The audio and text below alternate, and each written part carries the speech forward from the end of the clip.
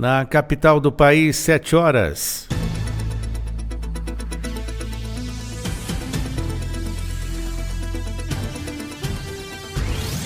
A Rádio Justiça apresenta Revista Justiça.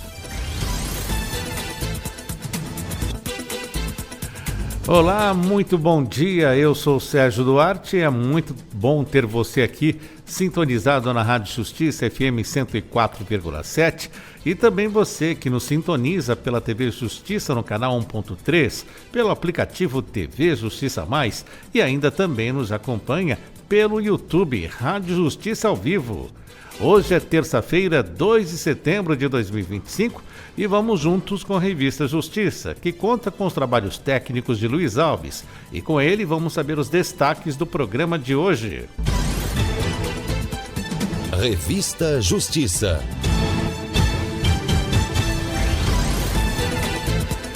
A primeira hora do Revista Justiça é dedicada às notícias do Poder Judiciário brasileiro.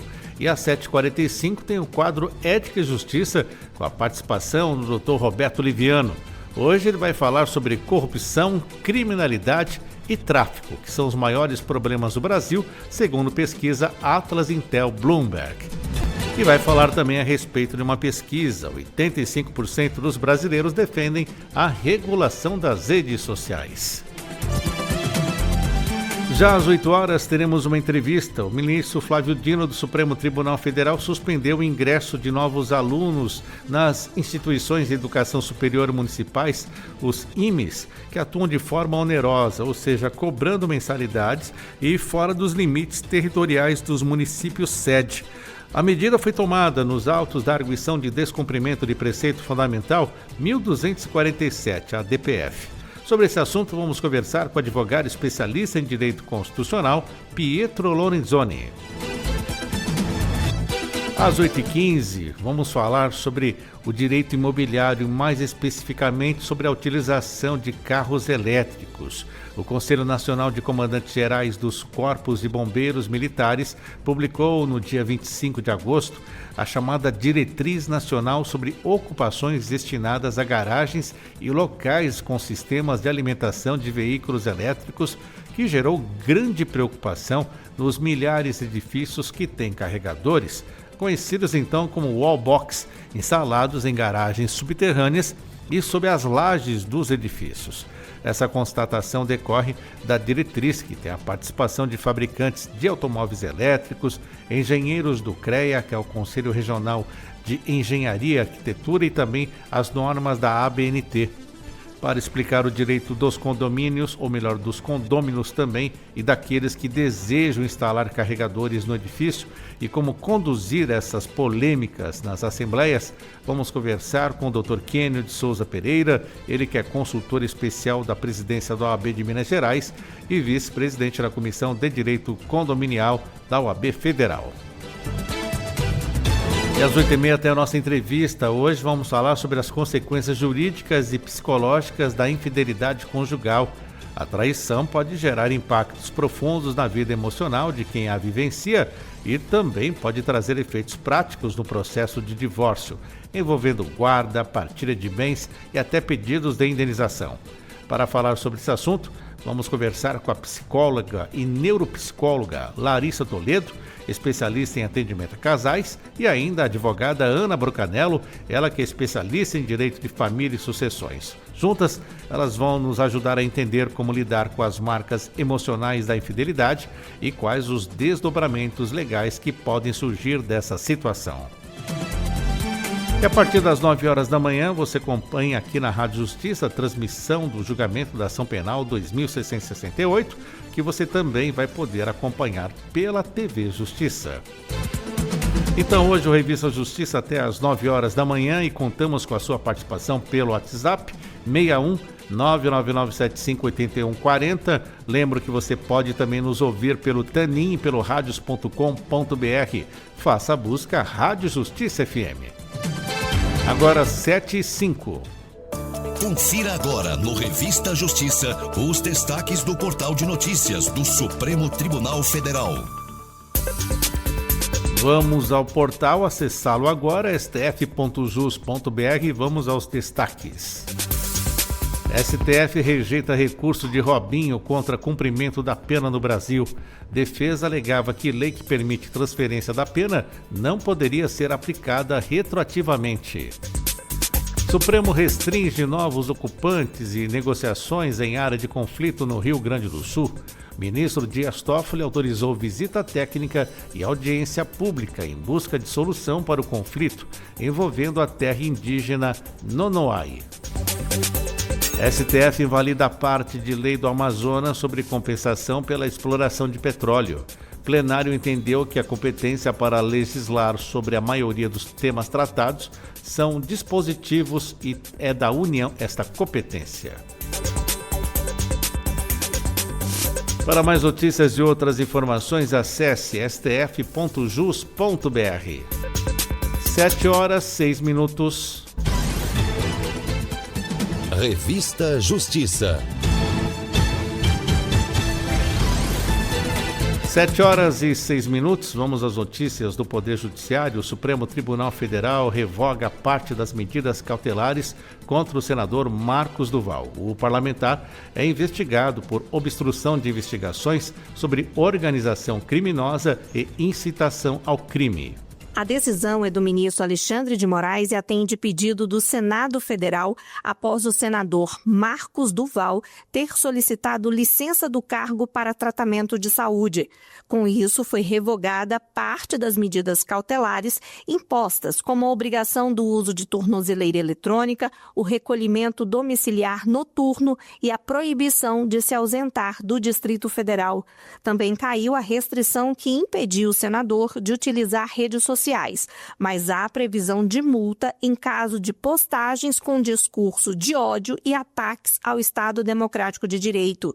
O ministro Alexandre de Moraes determinou ainda o bloqueio das contas digitais do senador, do salário dele, das verbas do gabinete e dos investimentos bancários. Desde agosto de 2024, o senador Marcos Duval é investigado por suposta tentativa de obstrução de investigações sobre organização criminosa e incitação ao crime. Os fatos estão ligados a uma campanha de ataques institucionais contra o Supremo Tribunal Federal e a Polícia Federal, incluindo a divulgação de dados pessoais de delegados que atuam em investigações no Supremo.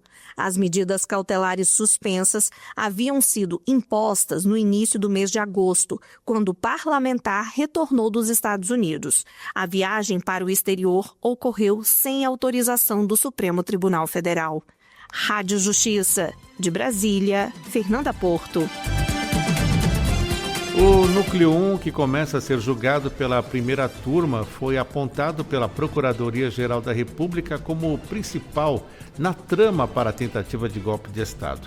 E a repórter Evelyn Araújo tem os detalhes da denúncia que foi apresentada pelo Ministério Público. Em fevereiro, a Procuradoria-Geral da República denunciou 34 dos 37 investigados pela Polícia Federal por tentativa de golpe de Estado.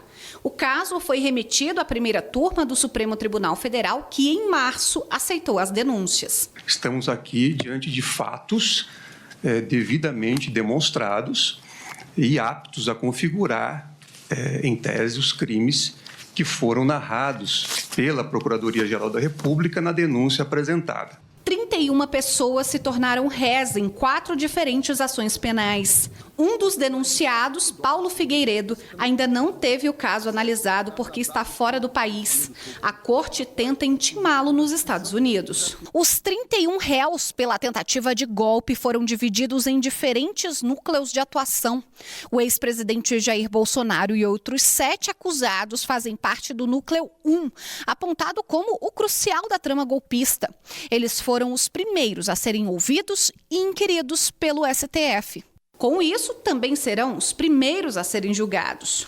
Além do ex-presidente, fazem parte do Núcleo 1 Alexandre Ramagem, ex-diretor da ABIN, Almir Garnier, ex-comandante da Marinha, Anderson Torres, ex-ministro da Justiça, Augusto Heleno, ex-ministro do Gabinete de Segurança Institucional, Mauro Cid, ex-ajudante de ordens da presidência, Paulo Sérgio Nogueira, ex-ministro da Defesa, e Walter Braga Neto, ex-candidato a vice de Bolsonaro em 2022.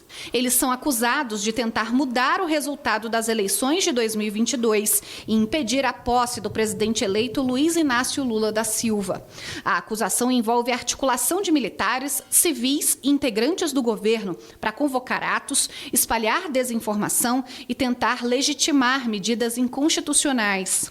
O pedido de intervenção militar, que é o golpe, intervenção no Congresso. É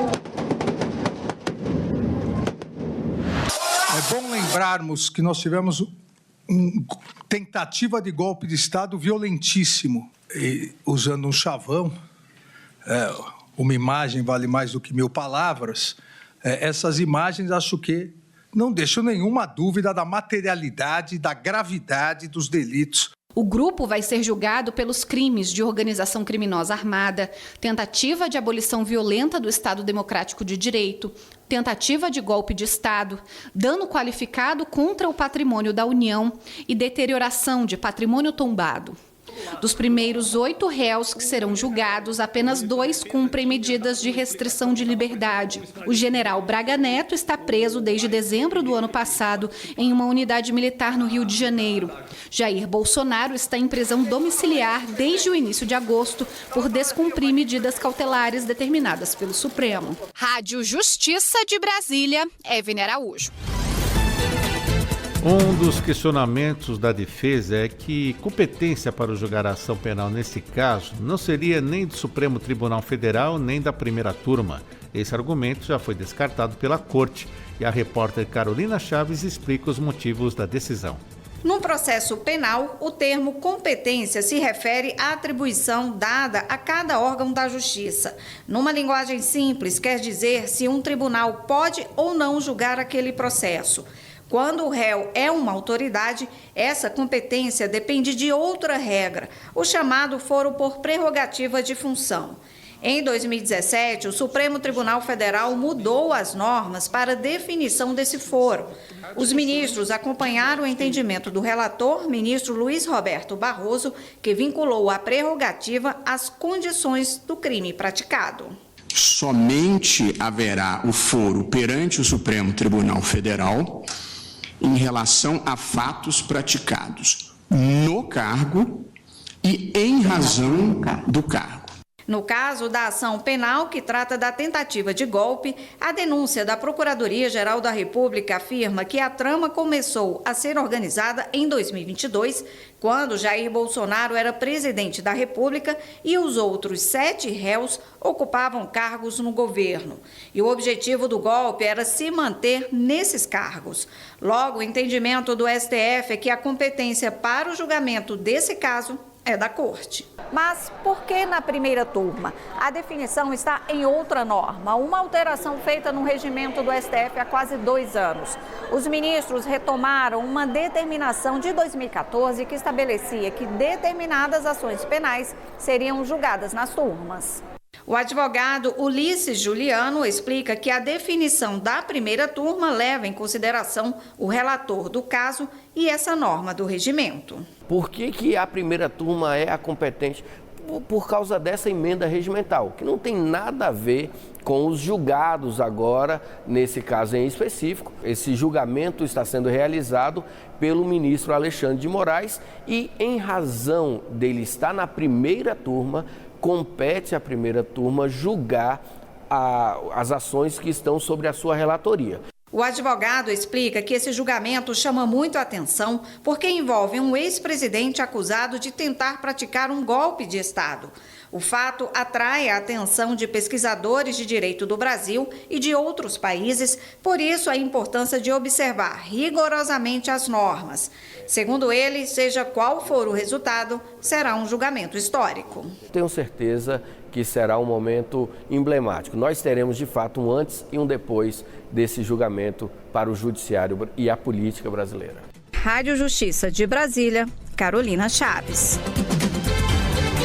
O julgamento está marcado então para começar hoje às 9 horas da manhã e vamos entender o rito de julgamento. O rito adotado nesse julgamento está previsto no regimento interno do STF e na Lei 8.038 de 1990, norma que regulamenta as regras processuais do tribunal.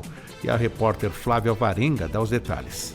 O julgamento será aberto pelo ministro Cristiano Zanin, presidente da turma. Em seguida, o relator ministro Alexandre de Moraes fará a leitura do relatório com um resumo de todas as etapas do processo, desde a investigação até a apresentação das alegações finais. Na sequência, vem a acusação. O Procurador-Geral da República, Paulo Gonet, terá prazo de até 2 horas para defender a condenação dos réus. Depois, os advogados de defesa farão as sustentações orais. Cada um terá 1 hora para as considerações.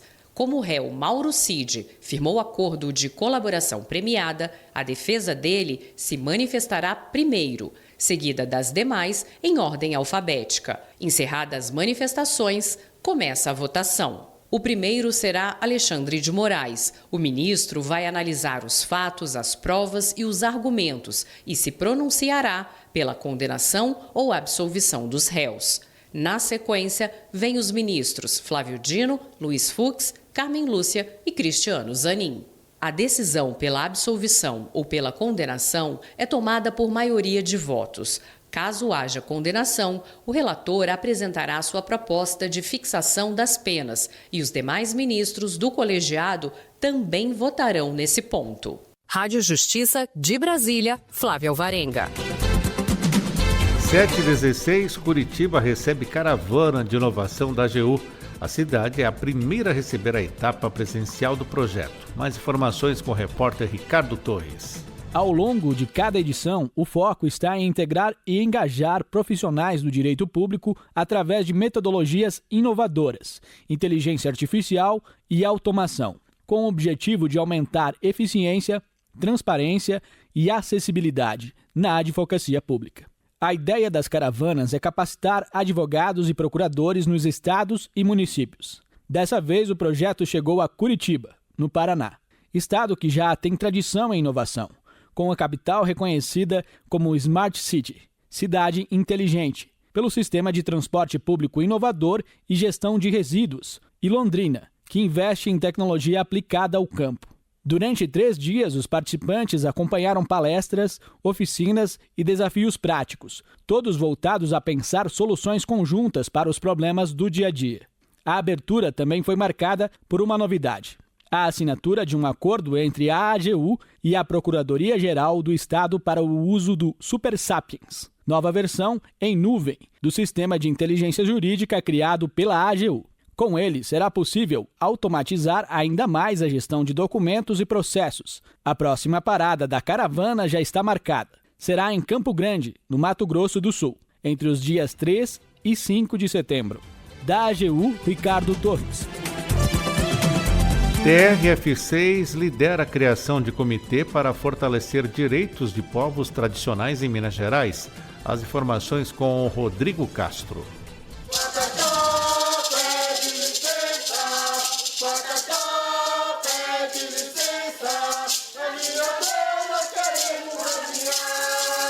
O Tribunal Regional Federal da 6ª Região deu mais um importante passo para o reconhecimento de direitos de povos tradicionais e originários de Minas Gerais, com a criação do Comitê JusPovos.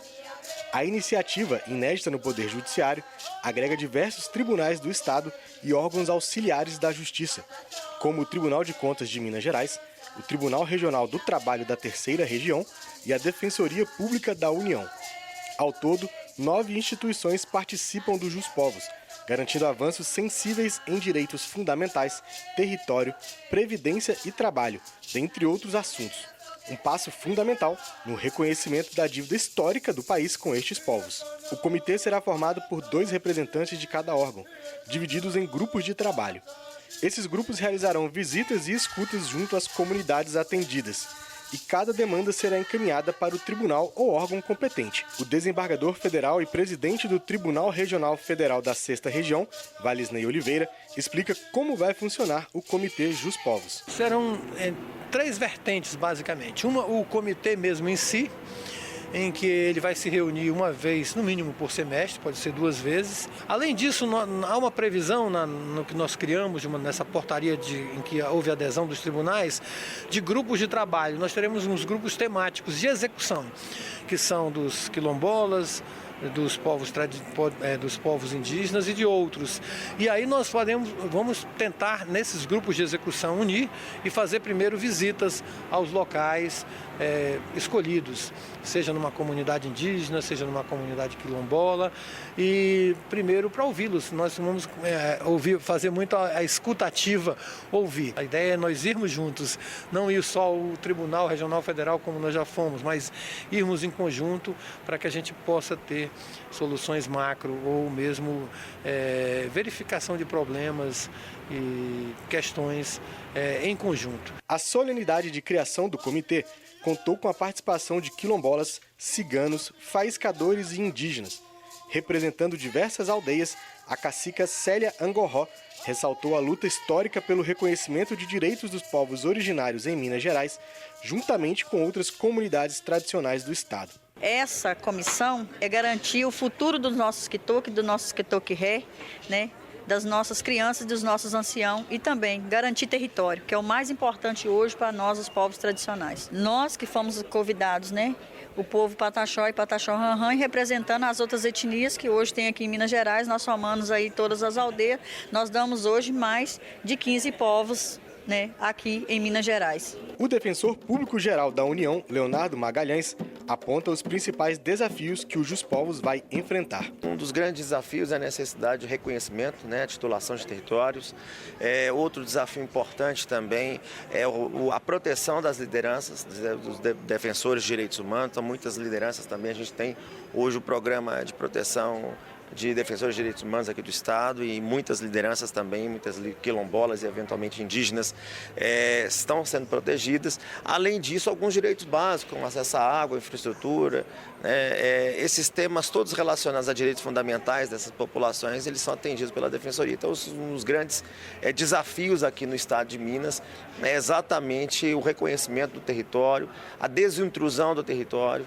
Então, nós temos alguns temas aí de ações possessórias e que vão necessariamente passar pelo objeto aí de análise do comitê e ver o que a gente possa ter um resultado, uma solução consensuada, um resultado que atenda todos os interesses envolvidos e, sobretudo, que concretize o direito dessa população. Rádio Justiça, do TRF6 de Belo Horizonte, Rodrigo Castro. O CNJ aprovou medidas para garantir apoio a famílias de pessoas desaparecidas. A resolução prevê ainda audiências prioritárias, linguagem simples e atendimento multidisciplinar para acelerar o processo. Confira com a reportagem de Neto Costa. O Conselho Nacional de Justiça aprovou diretrizes e procedimentos para assegurar atenção e apoio às famílias de pessoas desaparecidas. A resolução reconhece os familiares como vítimas indiretas e busca tornar o processo judicial mais acessível, ágil e humanizado. São medidas como a criação de audiências prioritárias, uso de linguagem simples nos processos, escuta qualificada e articulação entre órgãos públicos para atendimento multidisciplinar.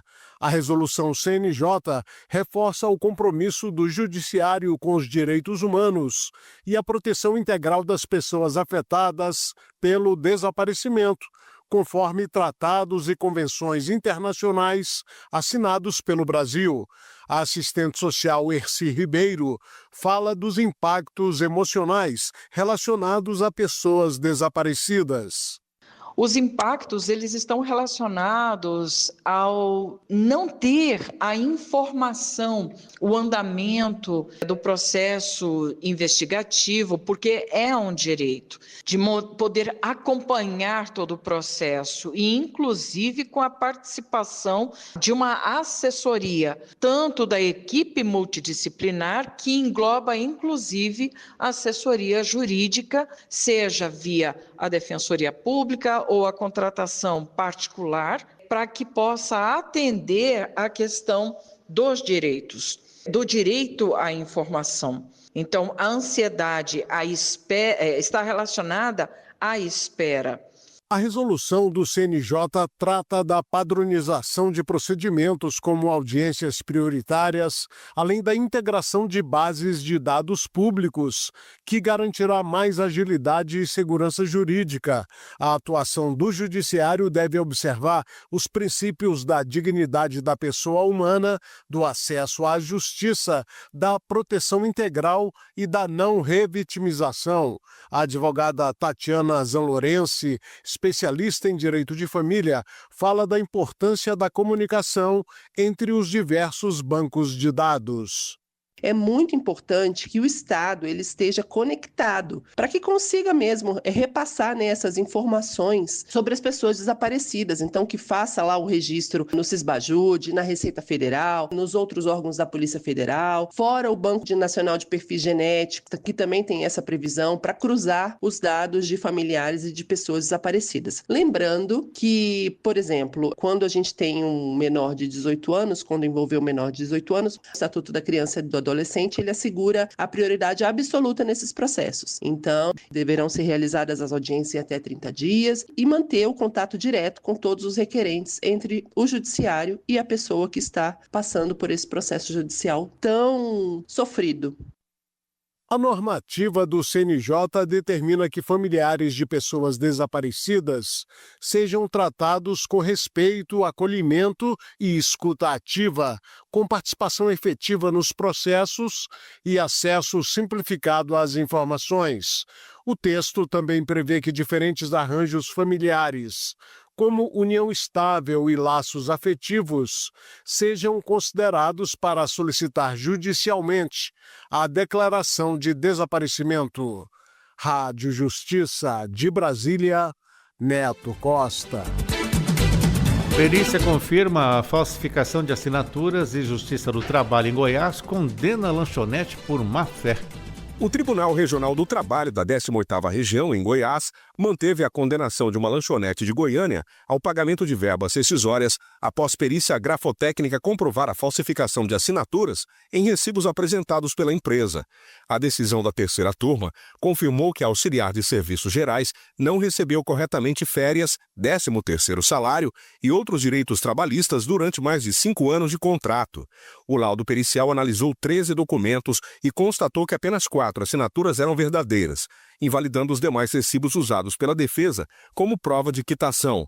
Com base nesse resultado, o juízo determinou pagamento de férias, 13º salários, FGTS e multas previstas na CLT para casos em que o empregador não cumpre suas obrigações. A turma também manteve a penalidade por litigância de má-fé, entendendo que a apresentação de documentos falsificados viola os princípios de boa-fé e lealdade processual.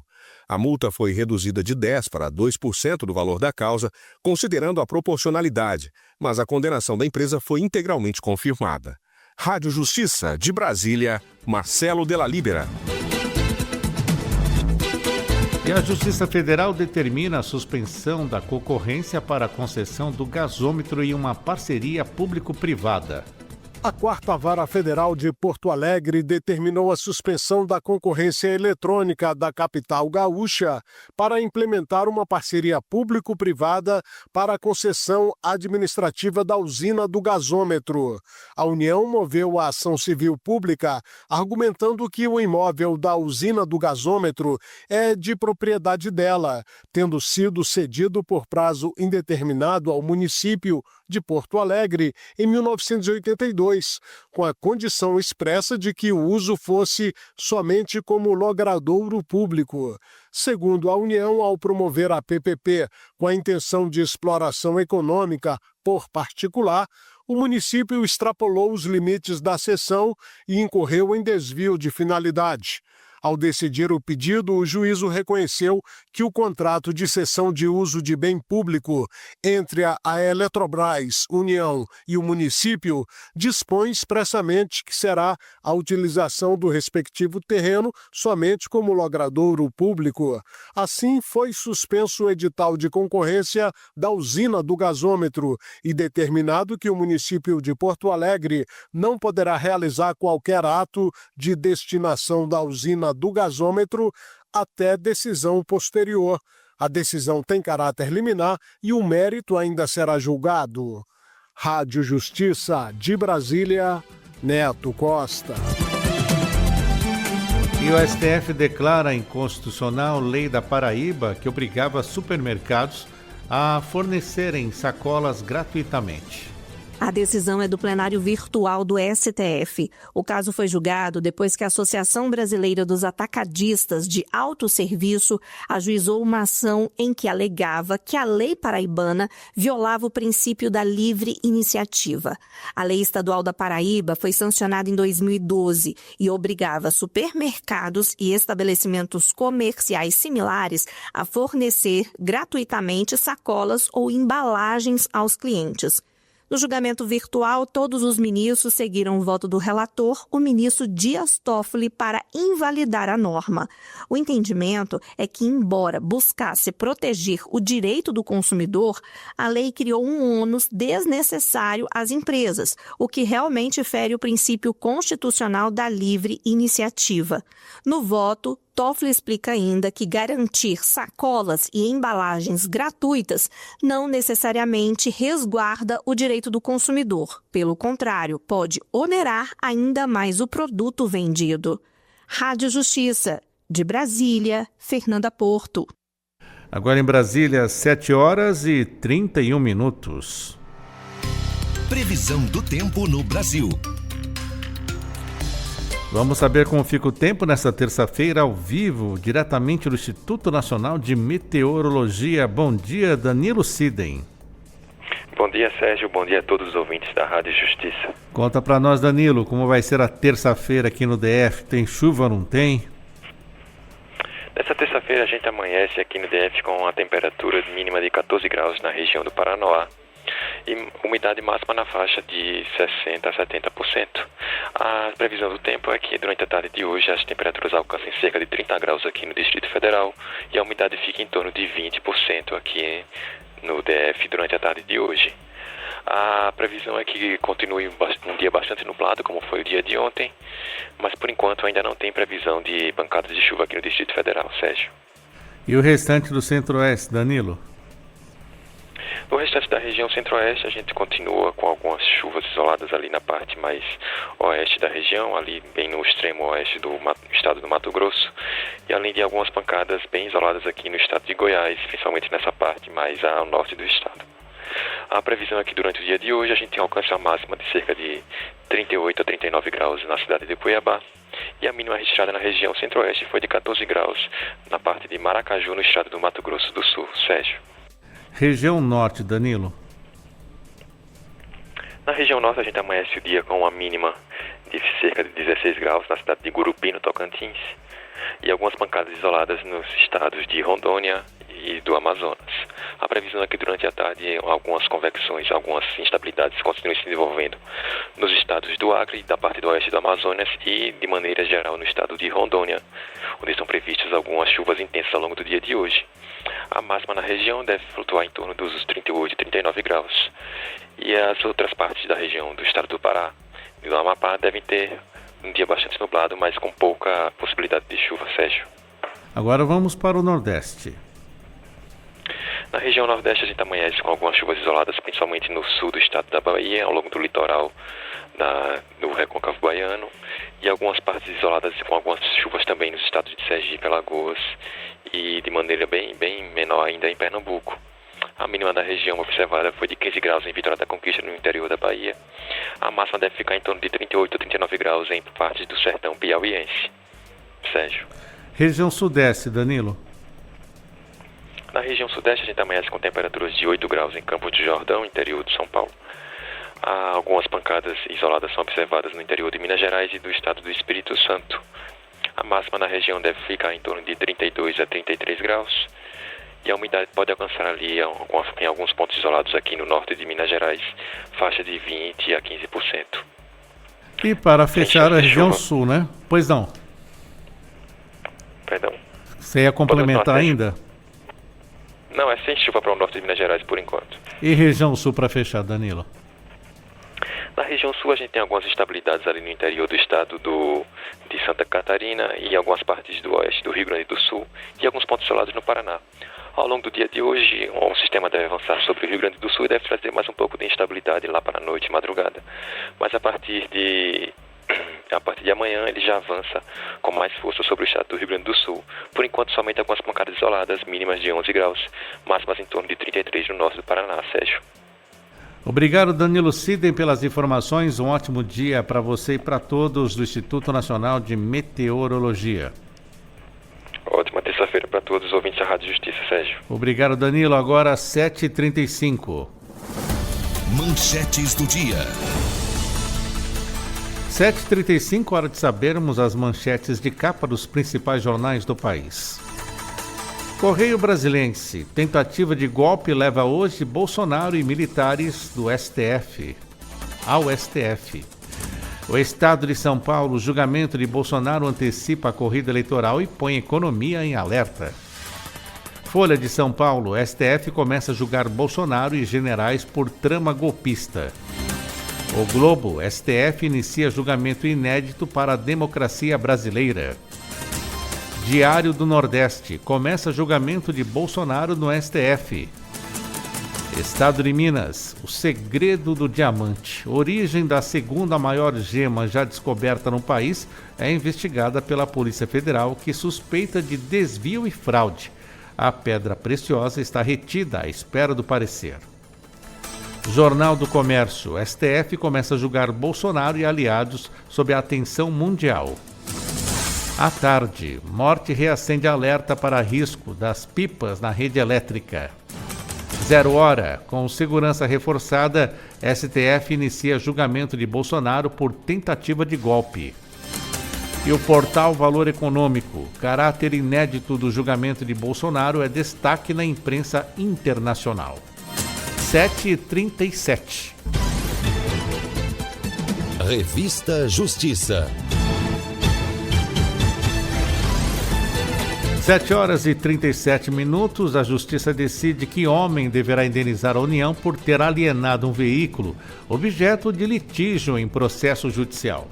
A primeira vara federal de Erechim, no Rio Grande do Sul, condenou um homem a pagar quase R$300 mil à União a título de indenização por ter vendido um veículo que era objeto de litígio em outra ação judicial. A União, autora do processo, relatou que o homem teria entrado com pedido de mandado de segurança, pedindo a restituição de um carro que havia sido apreendido por transportar mercadorias estrangeiras ilegalmente. Foi concedida a liminar autorizando a devolução do veículo. Contudo, a decisão foi suspensa pelo Tribunal Regional Federal da 4ª Região, sendo determinada a devolução do bem para a União. O homem informou já ter vendido o automóvel e que agiu de boa-fé. O magistrado, no entanto, esclareceu que, ao vender o veículo, o réu assumiu o risco, mesmo sabendo que a propriedade estava sub júdice, ou seja, dependendo de julgamento. A União apresentou cálculos, pedindo indenização em cerca de R$270 mil, usando como parâmetro a tabela FIPE, que indica o preço médio de veículos usados e seminovos no mercado brasileiro. Não houve impugnação por parte do réu. O juízo acolheu o cálculo, determinando a atualização monetária e de juros, condenando o homem a pagar também os honorários advocatícios da parte autora. Rádio Justiça de Brasília, Neto Costa. No Brasil, 220 pessoas desaparecem por dia apenas no primeiro semestre deste ano, totalizando mais de 46.600 casos. Os detalhes agora com o Marcelo Della Libera. Os registros fazem parte do Cadastro Nacional de Pessoas Desaparecidas, lançado pelo Ministério da Justiça em 27 de agosto. O portal reúne informações de todo o país para facilitar buscas. A base já integra automaticamente dados de 12 estados e conta com mais de 86 mil pessoas cadastradas. O Cadastro Nacional de Pessoas Desaparecidas está disponível em cnpd.mj.gov.br/painel-público, permitindo consultar e compartilhar informações e enviar denúncias diretamente às autoridades. Um desses casos é o de Gláucia Correia, de 50 anos, que saiu de Santarém, no Pará, no dia 24 de agosto, para conhecer um namorado virtual em Goiás. Ela não deu notícias à família, que acionou a polícia. Depois de muita angústia dos filhos, Gláucia entrou em contato na noite de quarta-feira. Ela disse que ficou sem comunicação porque o celular havia quebrado e usou outro número para fazer uma chamada de vídeo. Os filhos, porém, não ficaram convencidos e não conseguiram mais falar com a mãe. As polícias civil do Pará e de Goiás investigam o caso, que apresenta sinais de relacionamento abusivo, com controle e restrições impostas pelo homem. O suspeito, que pode inclusive usar identidade falsa nas redes sociais, deverá ser ouvido quando localizado. Segundo a advogada criminalista Letícia Marques, os crimes do Código Penal mais comuns em situações de desaparecimento são tráfico de pessoas, perseguição ou stalking, estelionato digital e invasão de dispositivos, tipificada pela Lei Carolina Dickmann, que pune acessos não autorizados a celulares e computadores, e crimes contra a honra, como difamação e injúria. A advogada ressalta ainda que a lei prevê responsabilização de quem exerce controle abusivo ou manipulação virtual contra a vítima. É possível responsabilizar penalmente alguém que exerce controle abusivo ou manipulação virtual, mesmo sem contato físico, estando inclusive muito em voga os crimes virtuais, como o delito de perseguição e stalking e o delito de invasão de dispositivos, que é o famoso hacker. Não existem diferenças legais entre o crime presencial e o crime cometido na internet. Em regra, punível pela mesma lei com a mesma penalidade que o crime presencialmente cometido. A assistente social Erci Ribeiro explica que muitas vezes sinais de controle e manipulação aparecem disfarçados de cuidado ou proteção.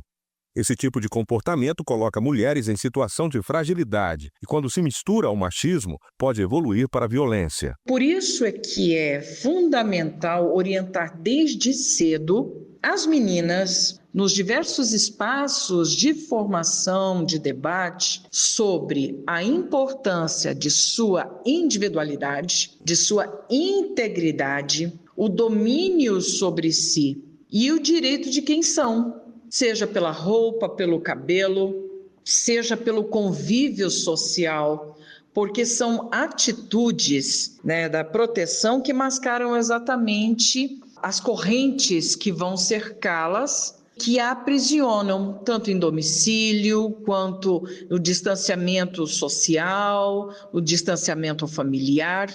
Então, os sinais de controle, eles são visíveis desde o início. O desaparecimento pode ser voluntário, involuntário ou forçado. E cada caso exige uma resposta específica.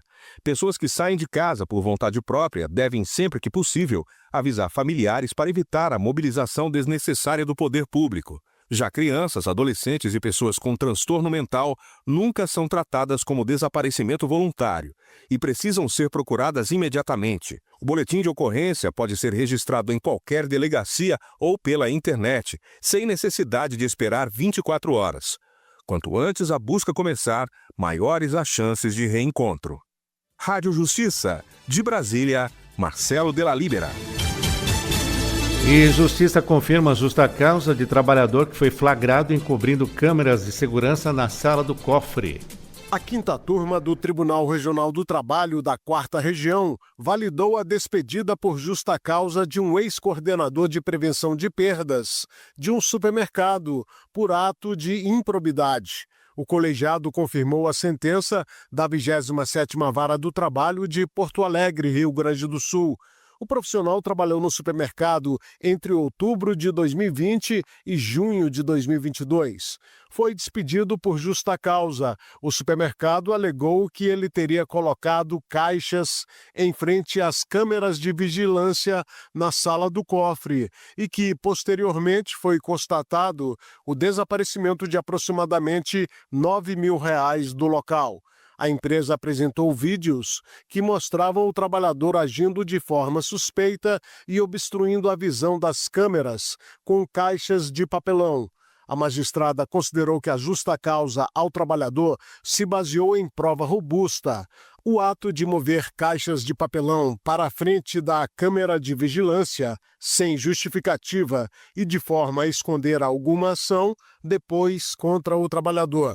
Foi unânime a decisão do colegiado para não aceitar o recurso do trabalhador, mantendo assim a justa causa na demissão. Rádio Justiça de Brasília, Neto Costa. 7h45.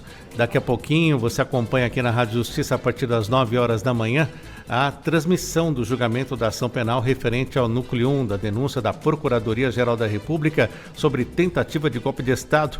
A repórter Bárbara Michelini tem mais detalhes sobre os preparativos desse julgamento. Bom dia, Bárbara Michelini.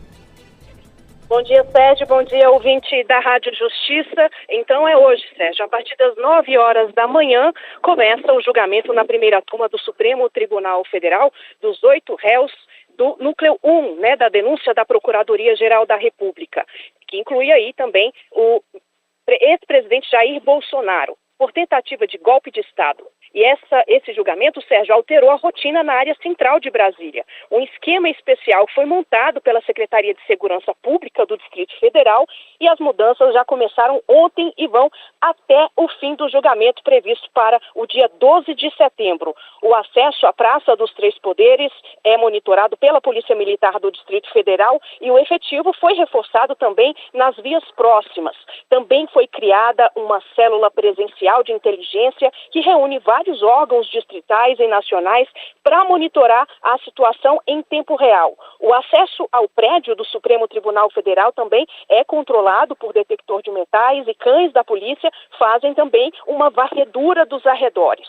Durante a noite, drones com câmeras térmicas também ajudam a detectar movimentações suspeitas. Vamos aos dias e horários do julgamento? Hoje, então, 2 de setembro, primeiro dia de julgamento, começa às 9 horas da manhã e tem previsão de término às 7 horas da noite, com uma pausa ali no meio do meio-dia, também às 2 horas da tarde. Amanhã, 3 de setembro, de 9 ao meio-dia, terça-feira que vem, de 9 de setembro, de 9 da manhã ao meio-dia e também das 2 às 7 horas da noite, e quarta que vem, 10 de setembro, vai iniciar 9 da manhã e vai até meio-dia, e na sexta, último dia previsto para esse julgamento, dia 12 de setembro, das 9 horas da manhã ao meio-dia e de 2 horas da tarde às 7 horas da noite. O Supremo Tribunal Federal credenciou, Sérgio, mais de 500 jornalistas da imprensa também aqui do Brasil e do exterior. Eu estou aqui fora do prédio do Supremo Tribunal Federal, do anexo 2, e posso perceber uma fila muito grande de jornalistas que começaram a chegar para entrar e acompanhar esse julgamento.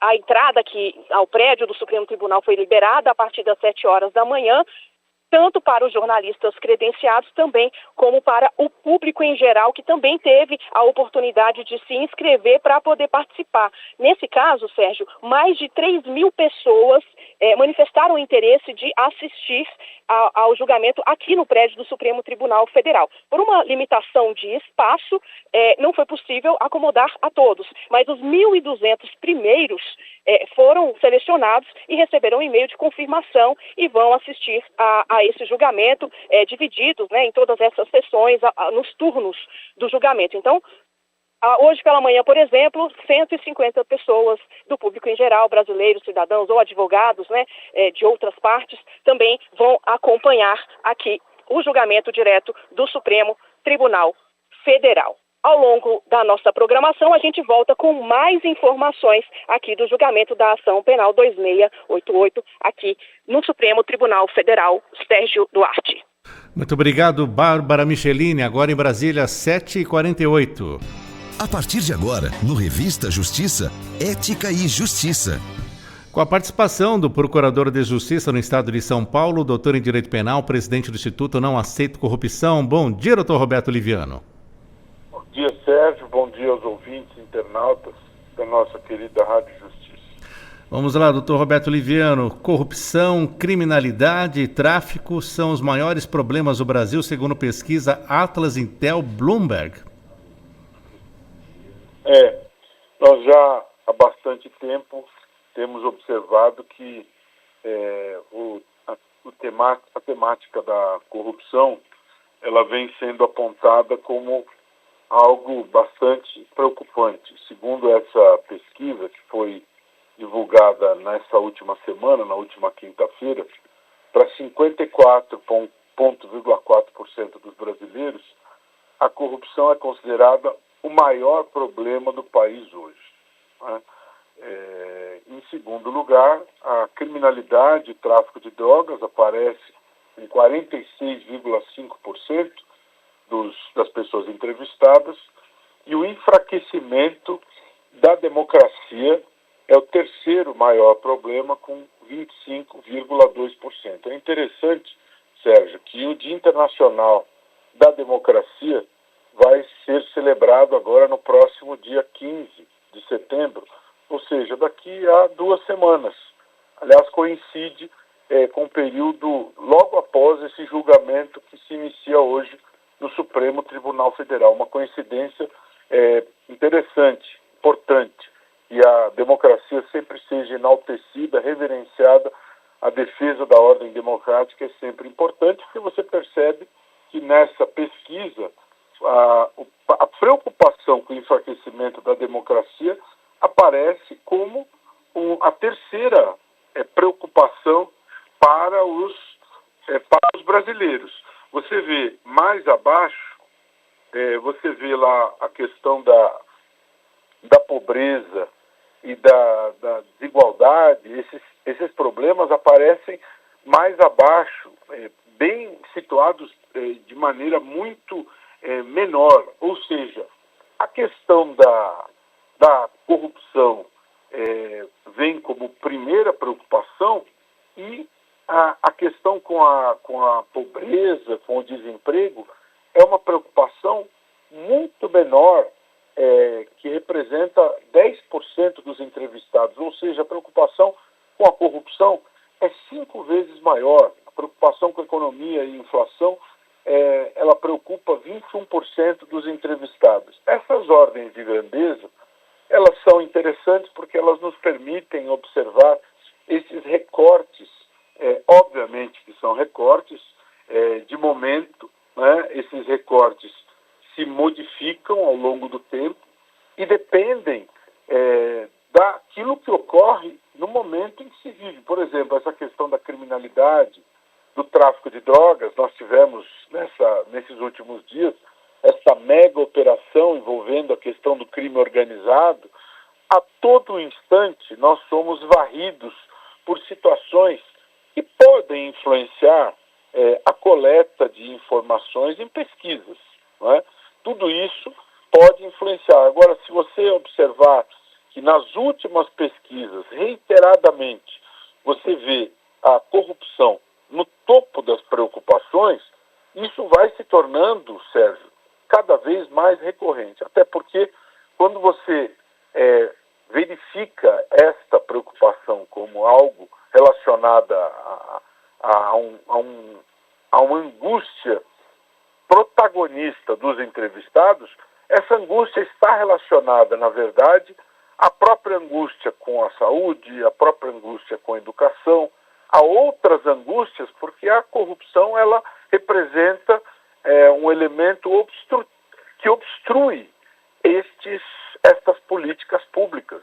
Então, preocupar-se com corrupção significa preocupar-se com a educação, preocupar-se com a saúde, preocupar-se até com a própria saúde pública, com o meio ambiente, porque a corrupção ela representa uma barreira a esses direitos, a essas políticas públicas. Então, você verifica que nós temos tido uma espécie de tendência, um viés de termos a corrupção como uma preocupação que vai se consolidando como protagonista.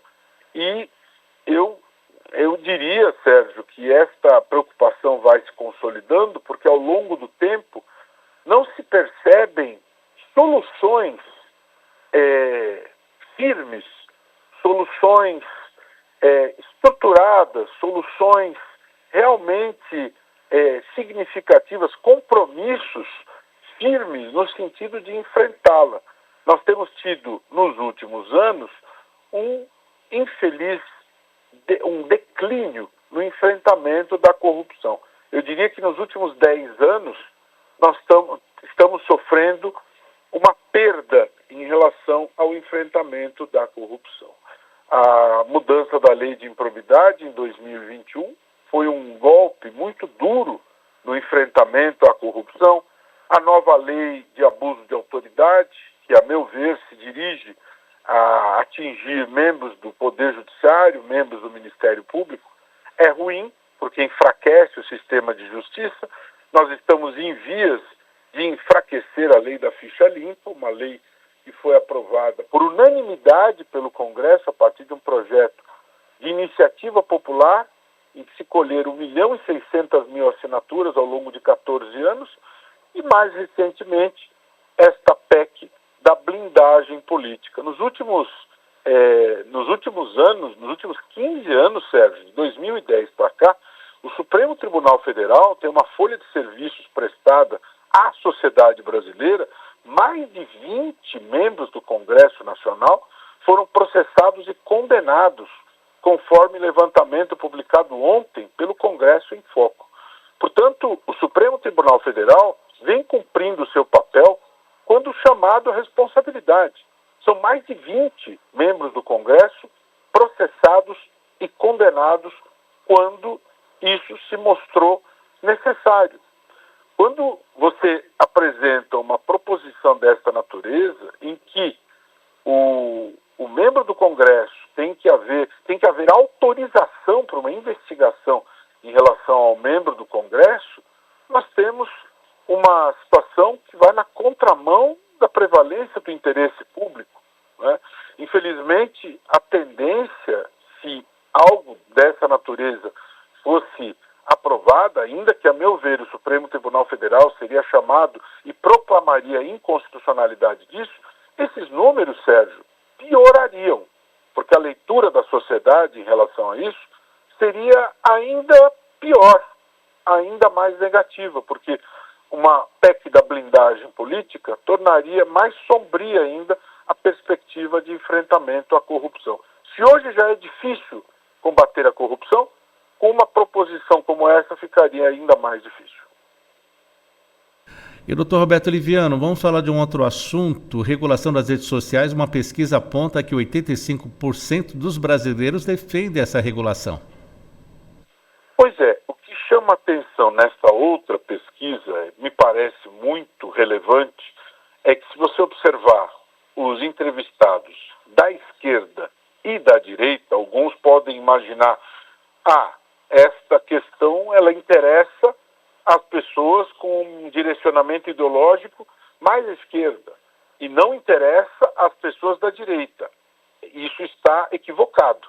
Você examina esta matéria, você percebe que existe uma intenção maior em relação às pessoas do segmento mais à esquerda, 94% das pessoas desse segmento. No entanto, as pessoas que se consideram mais à direita, 75% delas entendem necessária a regulação. Ou seja, podemos afirmar com tranquilidade que a grande maioria das pessoas da direita também entendem absolutamente necessário regular as redes. E quase a totalidade das pessoas da esquerda entendem a mesma maneira. Então, nós podemos afirmar, Sérgio, com tranquilidade, que no Brasil as pessoas acreditam ser necessário regular as redes, por N motivos.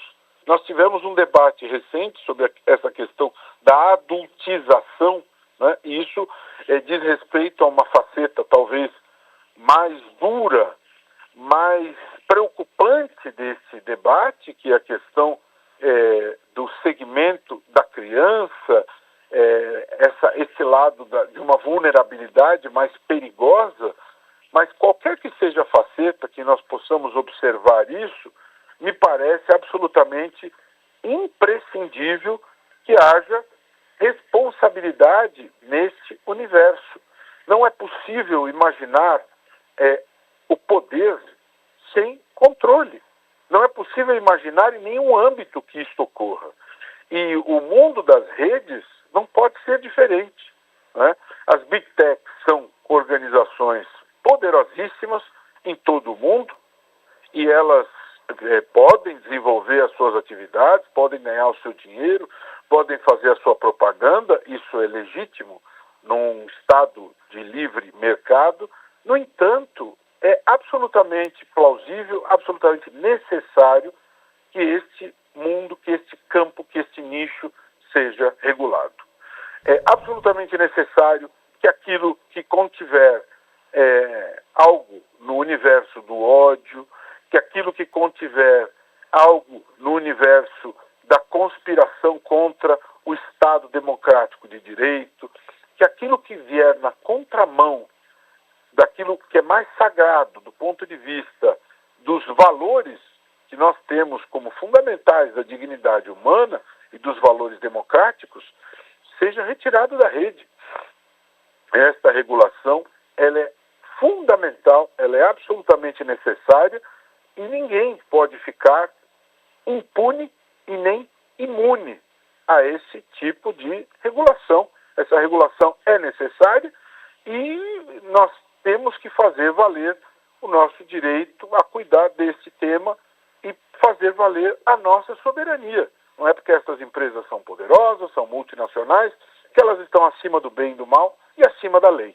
Essa regulação, a meu ver, é necessária. Agora, essa pesquisa nos mostra que, além de ser necessária do ponto de vista do bom senso, do ponto de vista jurídico, do ponto de vista da tendência mundial, é um anseio das mais diversas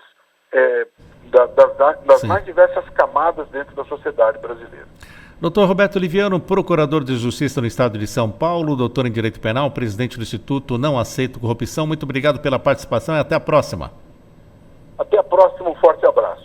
8h01, vamos ao vivo aqui ao Supremo Tribunal Federal, porque teremos hoje o início, o primeiro dia do julgamento da ação penal referente ao núcleo 1 da denúncia da Procuradoria-Geral da República sobre tentativa de golpe de Estado. E agora as informações com Arthur Filho. Bom dia, Arthur Filho.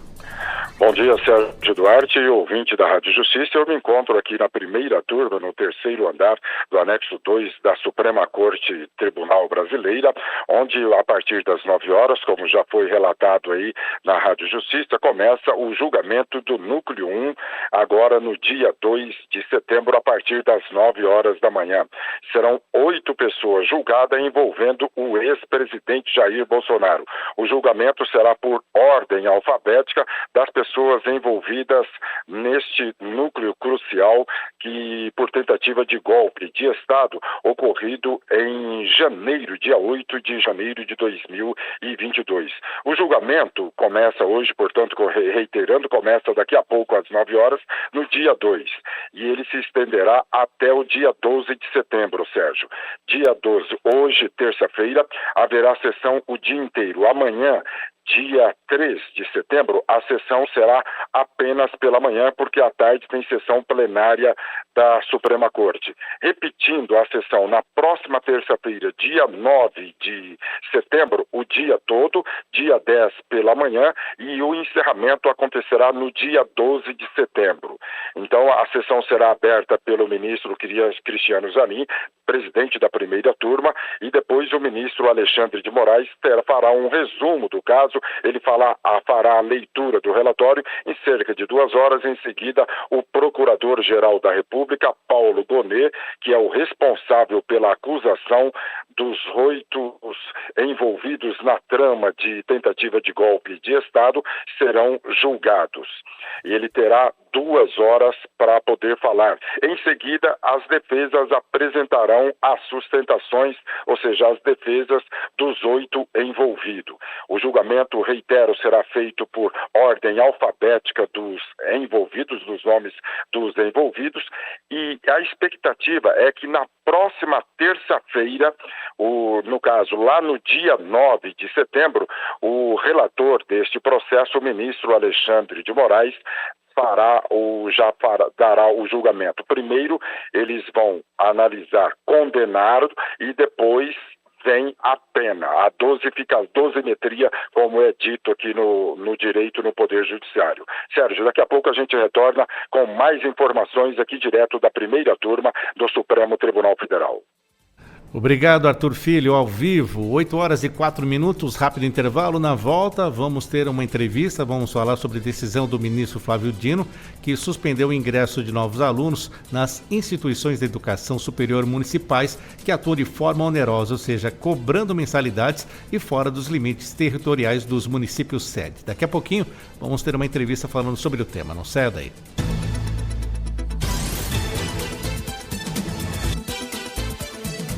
Estamos apresentando Revista Justiça.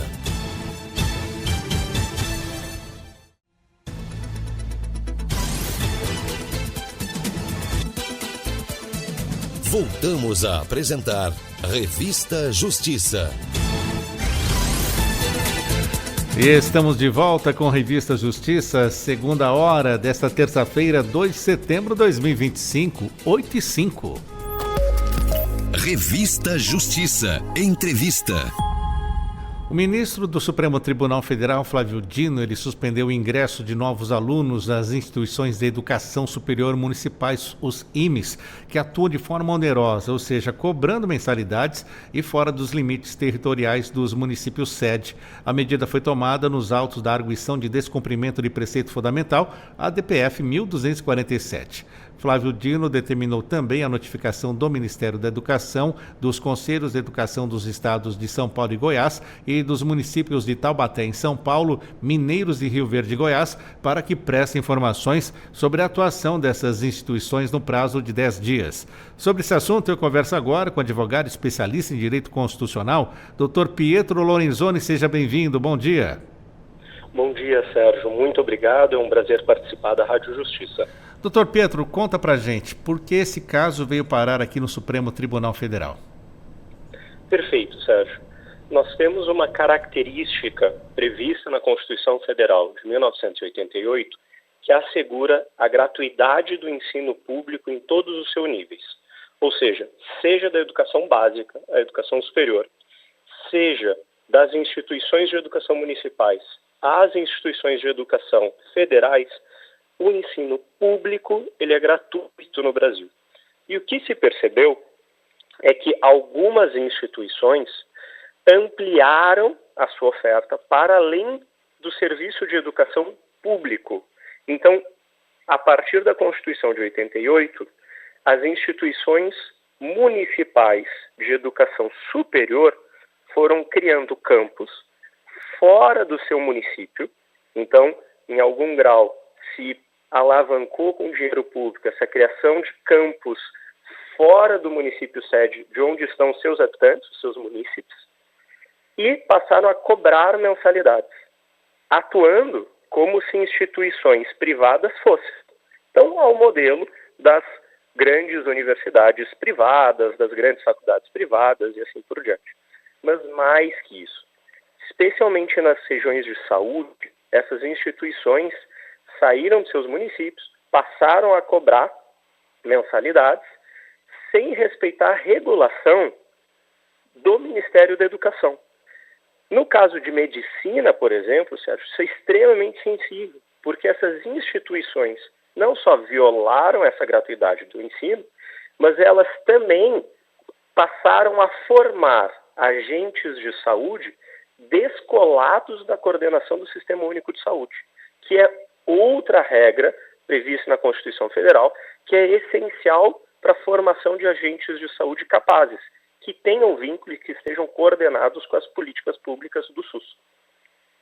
Quando o senhor fala de cursos fora do município sede, explica isso melhor para o nosso ouvinte. O município tem um curso, mas ele forma esse curso, cria esse curso em outra cidade? O que é isso? Perfeito, exatamente isso, Sérgio. Então, por exemplo, tem alguns... São mais exemplos que nós percebemos no Brasil, mas se nós usarmos o exemplo de Taubaté, que está na ação da DPF 1247, se criou, então, o curso de medicina no seu município sede em Taubaté, é uma faculdade que ela é mantida por Taubaté, então o dono é o município de Taubaté, mas passou a operar em municípios próximos. Por exemplo, no próprio município da capital do estado de São Paulo, a vários quilômetros de Taubaté. E ali começou a, inclusive, cobrar mensalidades.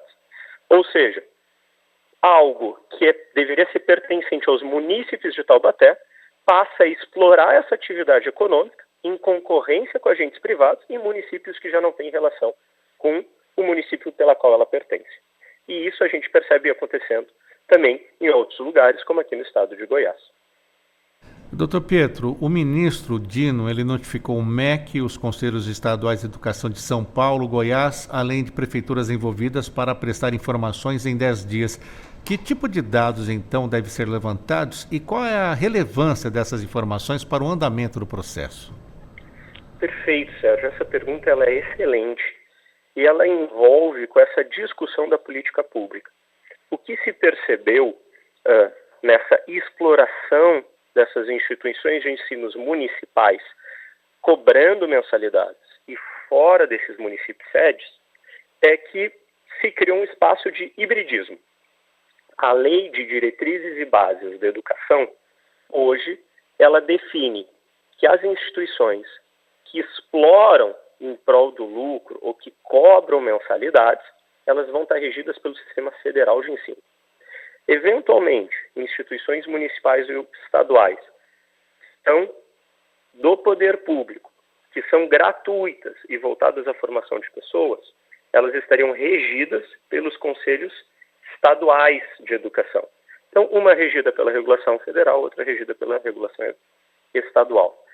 O que essas instituições de ensino municipais fizeram foram elas acharam um meio termo para ficar fora dessa regulação federal.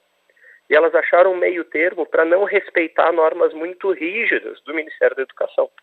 Então, por exemplo, para termos hoje, por exemplo, um curso de medicina, esse curso de medicina precisa estar instalado num município que tenha um número abaixo de 3,73 médicos por 1.000 habitantes. Por quê?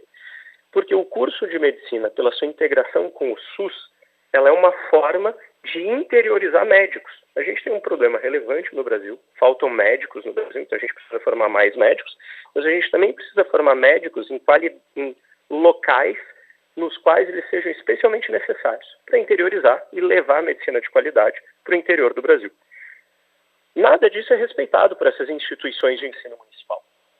Então, o grande ponto desses ofícios do ministro Flávio Dino e dessas notificações é colher exatamente os dados dos processos e conseguir não só fazer com que esse princípio da gratuidade seja respeitado, mas comparar esses modelos regulatórios para ver se esse hibridismo não está, na verdade, prejudicando não só a educação, mas também a saúde e a estrutura de saúde no qual esses cursos pertencem. Para fazer isso, ele notificou o Ministério da Educação, naturalmente também deve colher do Conselho Nacional da Educação, os conselhos estaduais, assim como os municípios. Essa ampliação dos dados vai proporcionar uma prognose dos fatos do ministro Flávio Dino de melhor qualidade para decidir o mérito da ação.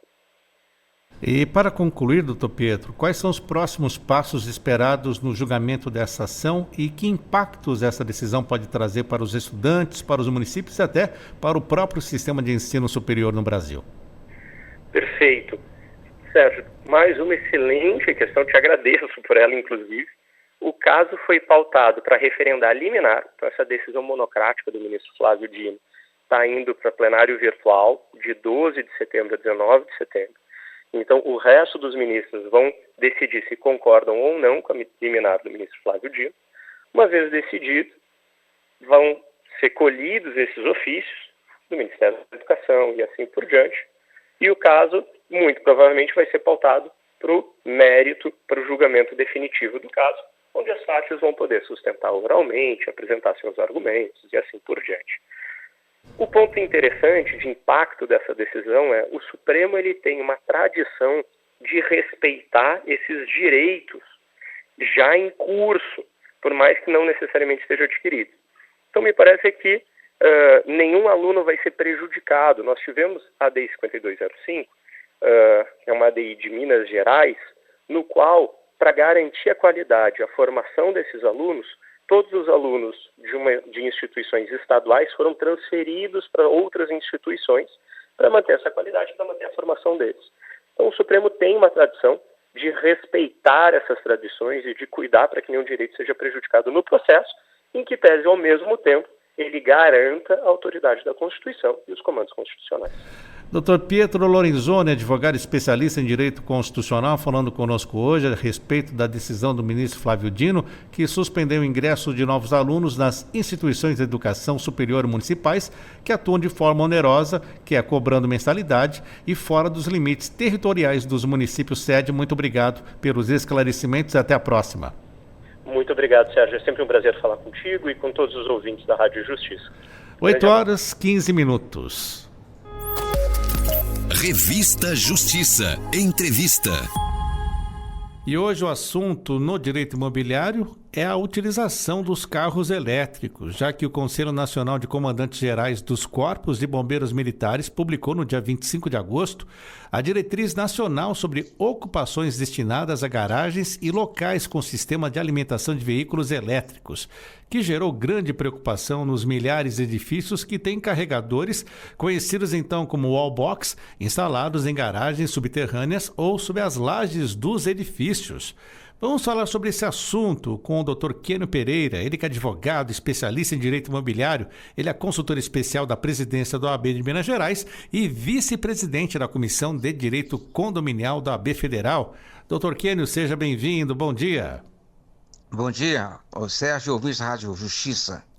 Doutor Kênio, carros elétricos, um número crescente. Esses dias vi até uma publicação aqui do Distrito Federal falando que não teremos energia elétrica para fazer a recarga de tantas baterias, mas temos outros assuntos mais preocupantes. Com certeza. Realmente foi publicada agora dia 25 essa diretriz dos comandantes gerais dos corpos de bombeiros de todo o Brasil, baseada em pesquisas, que demonstraram que realmente as edificações que são construídas para suportar até 300 graus centígrados não suportam o incêndio do carro elétrico que atinge facilmente 1000 graus centígrados, ou seja, as paredes, as ferragens, os pilares, caso o carro elétrico esteja encostado na parede ou embaixo de uma laje ou próximo ao pilar, isso pode acontecer um rompimento dessa construção, ou seja, o colapso da construção. E isso gera uma certa preocupação. Então é necessário que haja muita cautela para se instalar esses carregadores em edifícios, em garagens subterrâneas, sendo que o ideal é instalar fora dessas áreas, ou seja, no local descoberto.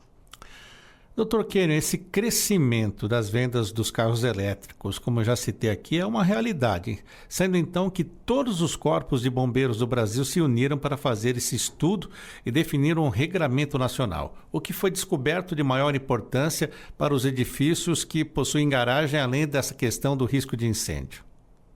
O que acontece é o seguinte, a internet, todo mundo, tem vários vídeos, reportagens de navios que pegaram fogo, que tinha lá 800 automóveis, alguns elétricos pegaram fogo, o navio veio afundar.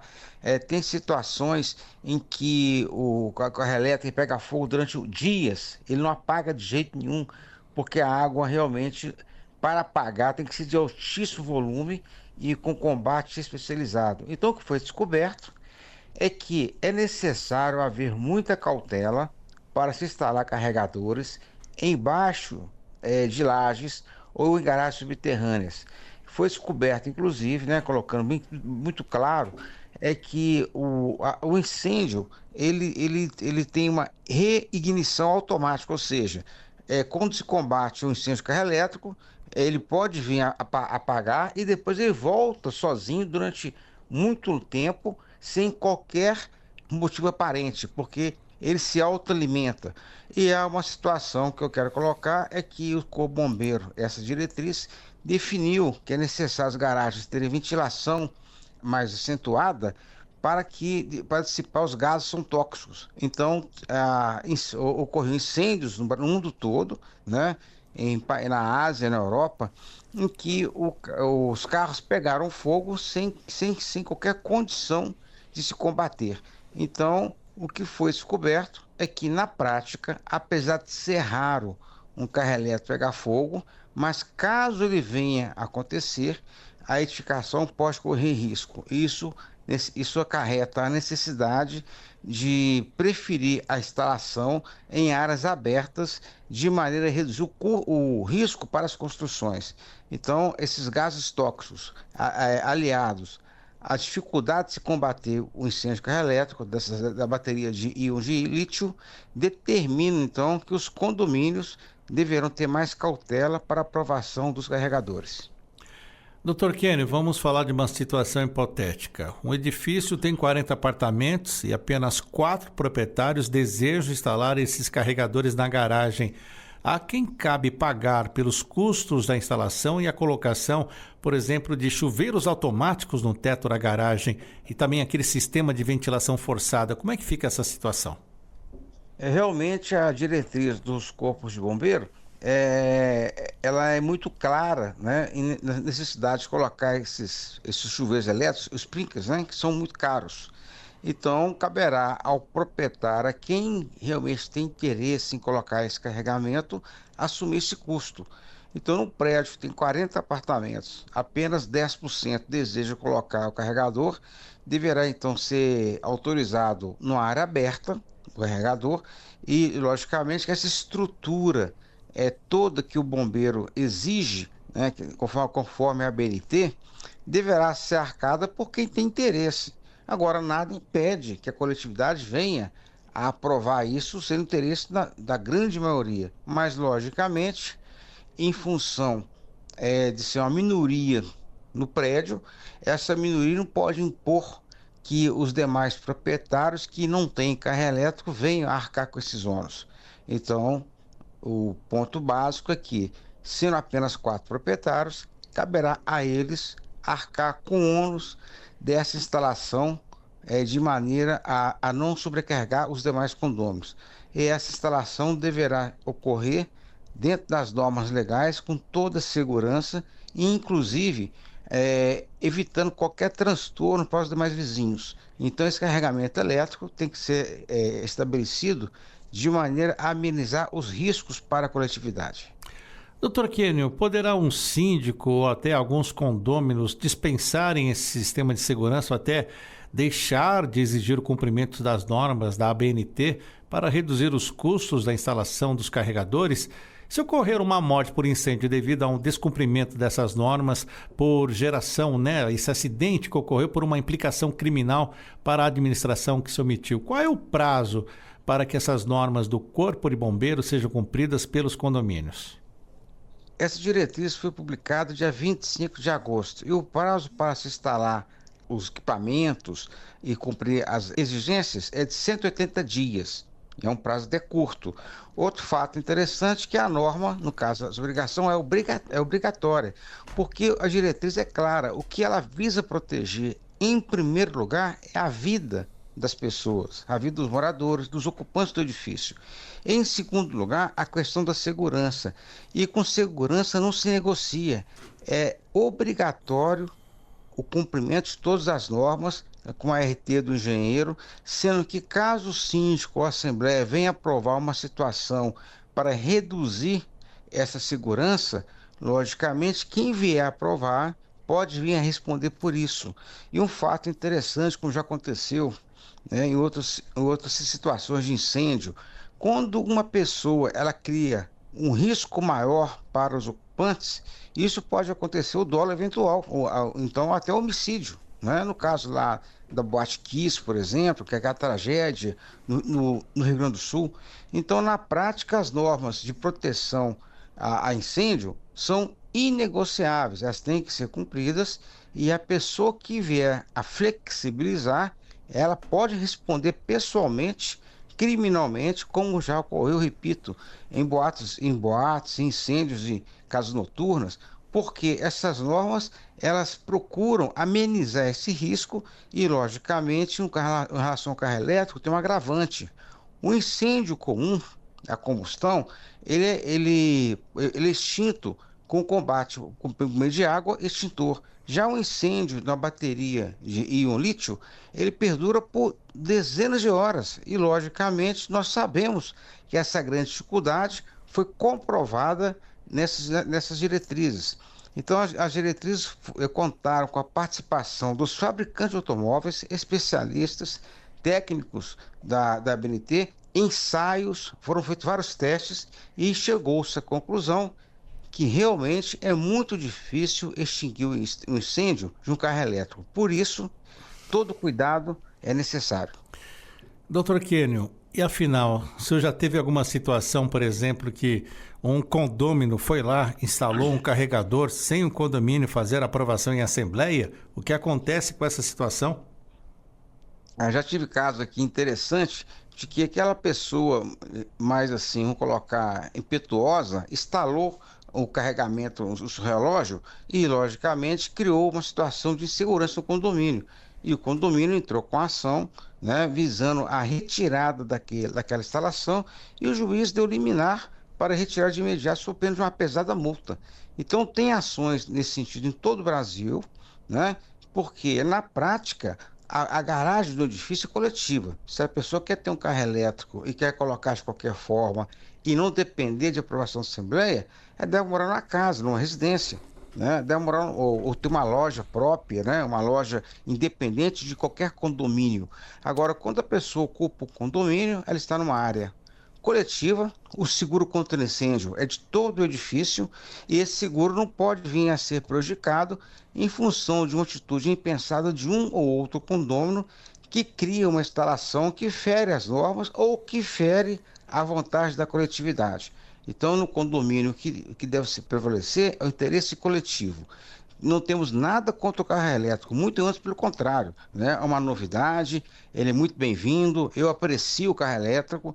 Agora, eu não posso estabelecer a minha vontade pessoal para impor, né, uma situação que pode correr risco, gerar risco para o condomínio. Então, está comprovado que a colocação de carregadoras embaixo de lajes, pilares, pode ocorrer um risco que gera o colapso. Isso está escrito textualmente na diretriz do Corpo de Bombeiros. Então é necessário que haja uma cautela e necessariamente, né, a aprovação, o estudo, vamos colocar assim, com muita cautela do condomínio. E o condomínio deve buscar uma consultoria jurídica para analisar a convenção, a situação toda, de maneira a evitar conflitos entre os condôminos.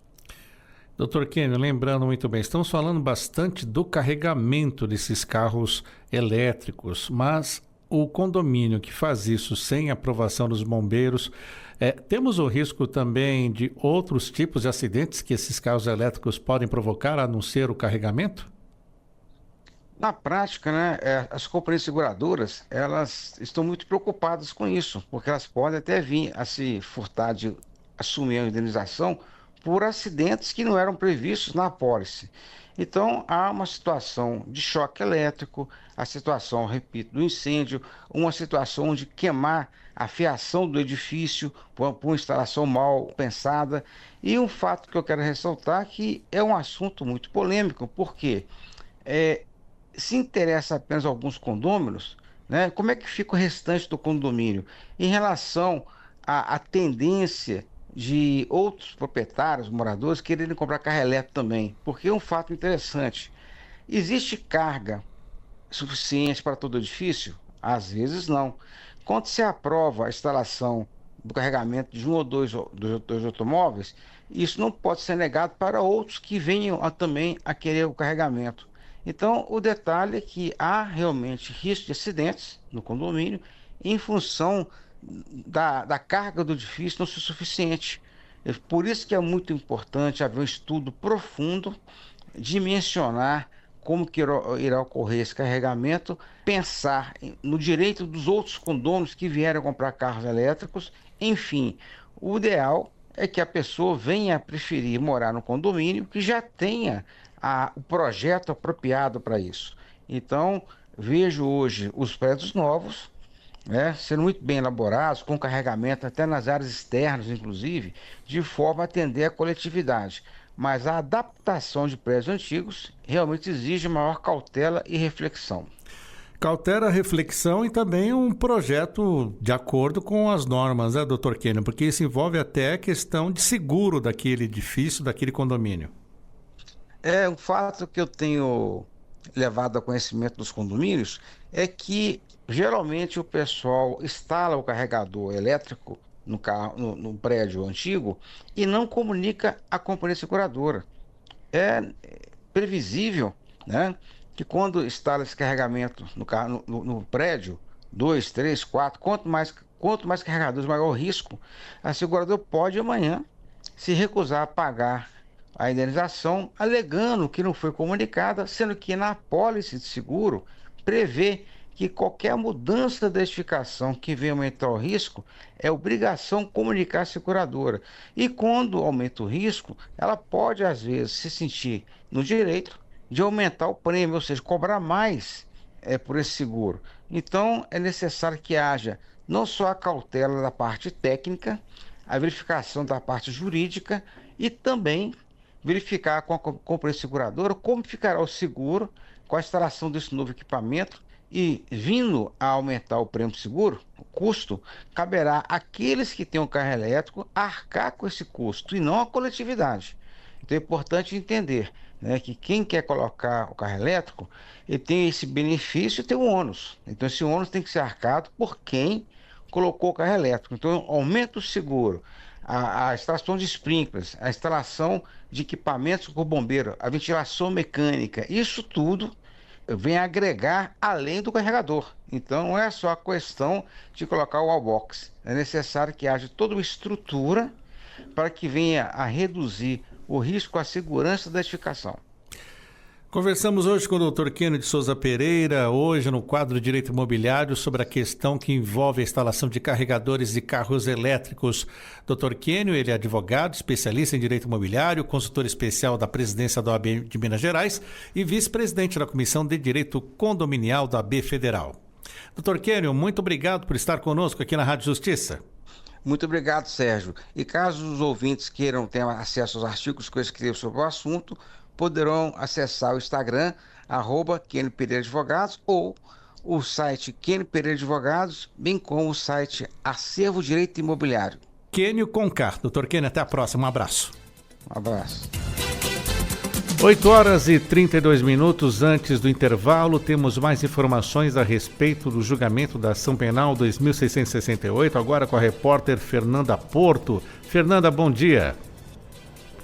Bom dia, Sérgio Duarte, bom dia a todas as pessoas que estão ligadas aqui no Revista Justiça. Pois é isso mesmo, a partir de agora, né, daqui a poucos minutos deve começar o julgamento aqui da ação penal sobre 8 réus acusados de tentativa de golpe de Estado. Neste momento, eles estão na segunda turma do Supremo Tribunal Federal, onde 150 lugares foram reservados para o público em geral que fez a solicitação ao Supremo Tribunal Federal para acompanhar esse julgamento de perto, de forma presencial, dando um panorama também da movimentação externa do Supremo Tribunal Federal, a entrada aqui do anexo 2 do Supremo Tribunal Federal, onde fica o prédio que comporta as duas turmas, a primeira e a segunda turma, o plenário das turmas, já está com a movimentação muito intensa, bastante jornalistas já estão apostos, alguns advogados estão passando por este momento, falando com alguns repórteres, muita gente passando essas informações. E ressaltando para você, ouvinte que está ligado aqui, esse julgamento seguirá o rito estipulado no regimento interno do Supremo Tribunal Federal. O presidente da turma, o ministro Cristiano Zanin, irá abrir a sessão. Depois, o relator, o ministro Alexandre de Moraes, irá ler o resumo do processo. Em seguida, o Procurador-Geral da República, Paulo Gonet, terá até 2 horas para defender a condenação dos réus, ou seja, apresentar todas as provas que foram elencadas pela PGR e organizadas na denúncia que foi aceita pelo Supremo Tribunal Federal. Então, será a vez das defesas fazerem as sustentações orais. Cada advogado tem até 1 hora para apresentar os argumentos de defesa. Então, ao todo, são 8 réus, então provavelmente são 8 advogados que irão se apresentar na tribuna. Portanto, depois de todos os advogados serem ouvidos pelos ministros da primeira turma, começa a coleta de votos. O primeiro a votar é o relator, neste caso é o ministro Alexandre de Moraes. E, na sequência, votam os ministros Flávio Dino, Luiz Fux, Carmen Lúcia e Cristiano Zanin. As chamadas questões preliminares, que a gente falou muito sobre isso aqui, né, Sérgio, e outros julgamentos que nós estamos acompanhando sobre essa questão, são referentes a regimento processual, questões de ordem, então são os primeiros itens a serem julgados. Provavelmente algum advogado deve questionar alguma coisa nesse sentido, então depois que é analisado o mérito da ação penal, ou seja, se há ou não provas de que os acusados cometeram os crimes apontados para então ver se serão condenados ou não. Relembrando, né, como a gente, todo mundo sabe, o ex-presidente Jair Bolsonaro e mais 7 pessoas respondem por organização criminosa armada, tentativa de abolição violenta do Estado Democrático de Direito, golpe de Estado, dano qualificado com violência e grave ameaça e também deterioração de patrimônio tombado. A única exceção de todos os 8 réus que estão nessa ação penal 2668, a exceção é feita apenas ao réu Alexandre Ramage, por ser deputado federal.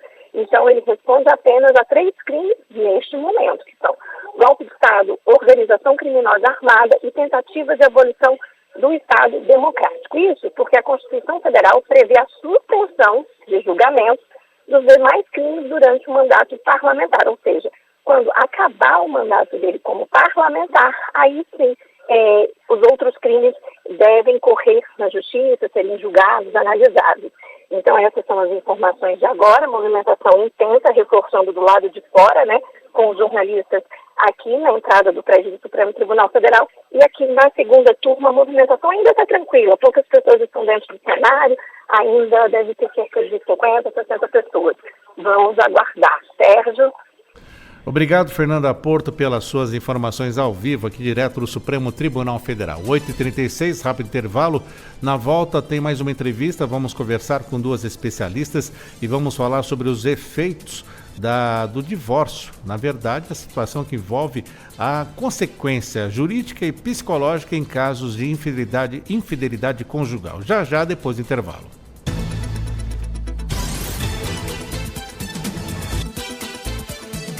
Estamos apresentando Revista Justiça.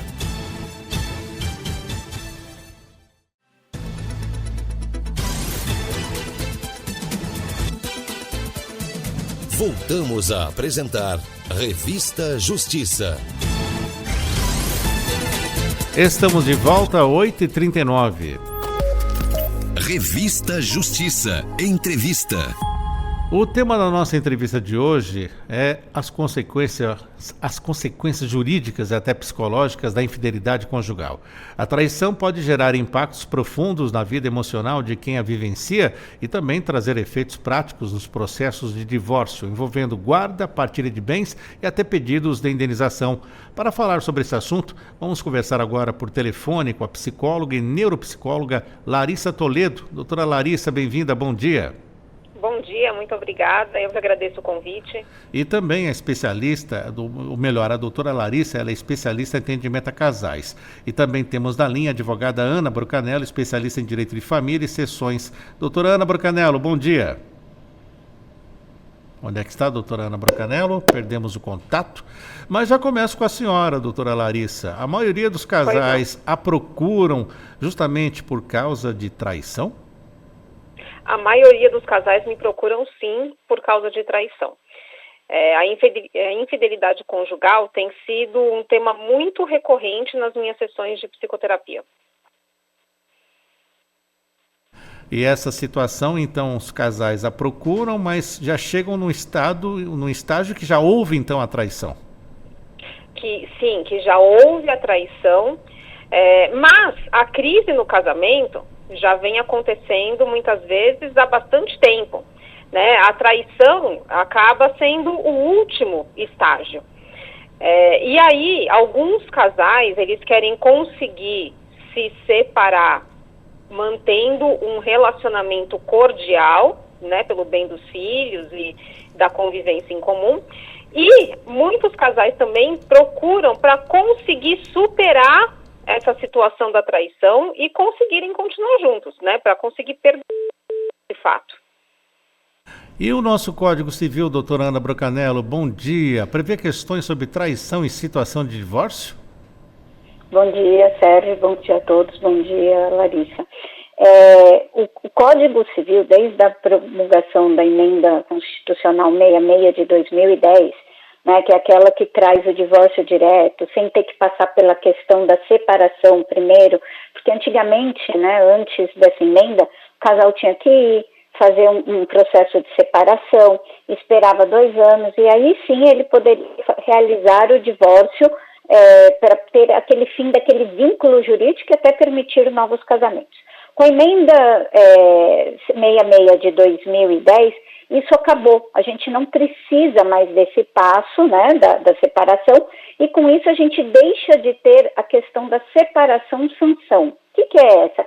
É aquela que buscava um culpado para o fim do casamento. Então, a partir de então, traição deixou de ser julgada como uma questão para motivos dos quais, né, o juiz antigamente analisava essa traição para fazer um tipo de sanção. O que era? Perda de guarda, perda de direitos.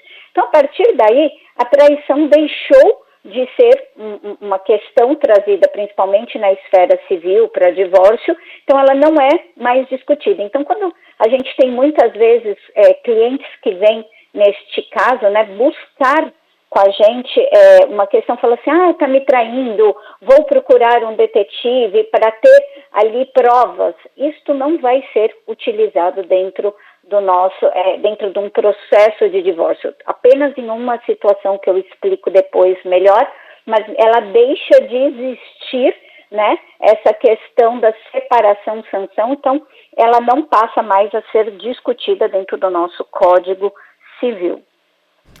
Doutora Larissa, psicologicamente, para quem é pior essa traição? Para o homem ou para a mulher? Até mesmo por conta do nosso sistema de patriarcado, é para o homem, né? Então, o homem se sente muito humilhado e muito envergonhado diante da sociedade. E a sociedade cobra que esse homem saia desse casamento, né? Então, é cobrado do homem que ele não perdoe jamais uma traição. E isso é uma construção cultural. Agora, com relação às mulheres, o sistema é diferente, porque as mulheres são cobradas a perdoarem a traição, a continuarem no casamento, né? Aquela coisa de a mulher sábia edifica o lar. Então, são cobranças sociais muito diferentes para homens e mulheres. Então, é muito difícil um homem perdoar uma traição. No meu consultório mesmo, eu tive apenas 2 casos que o casal me procurou porque houve a infidelidade por parte da mulher e o homem queria perdoar. Em outros casos que houve a infidelidade por parte da mulher, que eu fui procurada, o homem não queria perdoar, ele queria conseguir não sentir tanta raiva a ponto de conseguir conviver com aquela mulher nas festas dos filhos, por exemplo, né, conseguir ter ali um relacionamento cordial com ela. Doutora Ana Brocanello, a traição interfere nos divórcios litigiosos, eu creio. Sim, elas permeiam os divórcios, né? Elas são um motivo, elas não dão causas a questões, né, inerentes ali ao divórcio, mas elas são muitas vezes o grande motivo. Como disse a Larissa, muitas vezes aquele casal nos procura, né, já com a traição. Ela é a cereja, né, do bolo, que eu digo, né? Ela é o último, como disse a Larissa, o último estágio daquele caso. Então já chegou naquela situação. Então, quando muitas vezes vem, né, dentro pra gente essa procura sobre traição, na tentativa de uma barganha, né? Então eu vou ter este motivo aqui para algumas situações.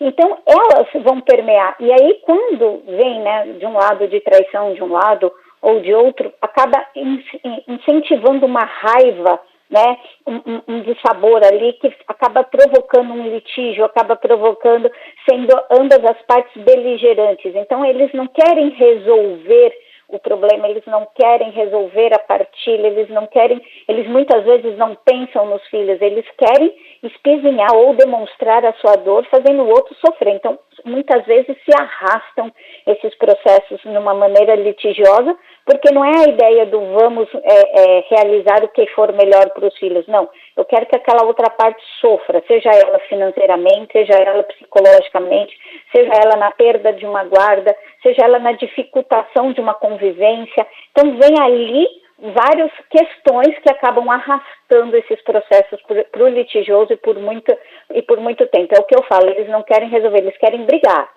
Você pode vir com 1000 propostas, Sérgio, de dar tudo que a outra pessoa quer, mas se ela resolve que ela quer brigar por causa daquela dor que ela está sentindo, não tem jeito. E aí muitas vezes é o que eu falo, somente a terapia, somente questões, resolver isto internamente é que vai trazer ali algum tipo de solução para aquele casamento e até mesmo para aquele divórcio. E doutora Larissa, e quando tem uma personalidade narcisista no casal, hein, como é que fica um processo de divórcio?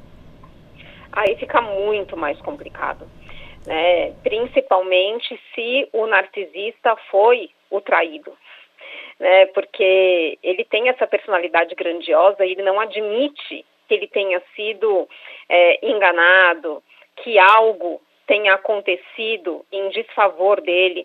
Então é muito complicado, ele quer vingança a qualquer custo, ele expõe a vítima para a família, a vítima não, né, a pessoa que traiu, para a família, para os filhos. Eu já tive um caso assim, onde a mulher foi exposta para os filhos, né, ele chamou os 3 filhos e contou exatamente o que aconteceu, mostrou todas as provas da traição, eram crianças, né, então fica com essa sede de vingança. E doutora Ana Brocanello, para finalizarmos, hoje estamos com a cobertura especial devido ao início do julgamento da ação penal 2668. Qual o conselho que a senhora dá então para os casais que passam por crises, passam por um divórcio, como deve procurar um advogado? Deve se tomar muito cuidado que na hora da cabeça quente a gente não cometer algumas atrocidades. Stalking, né?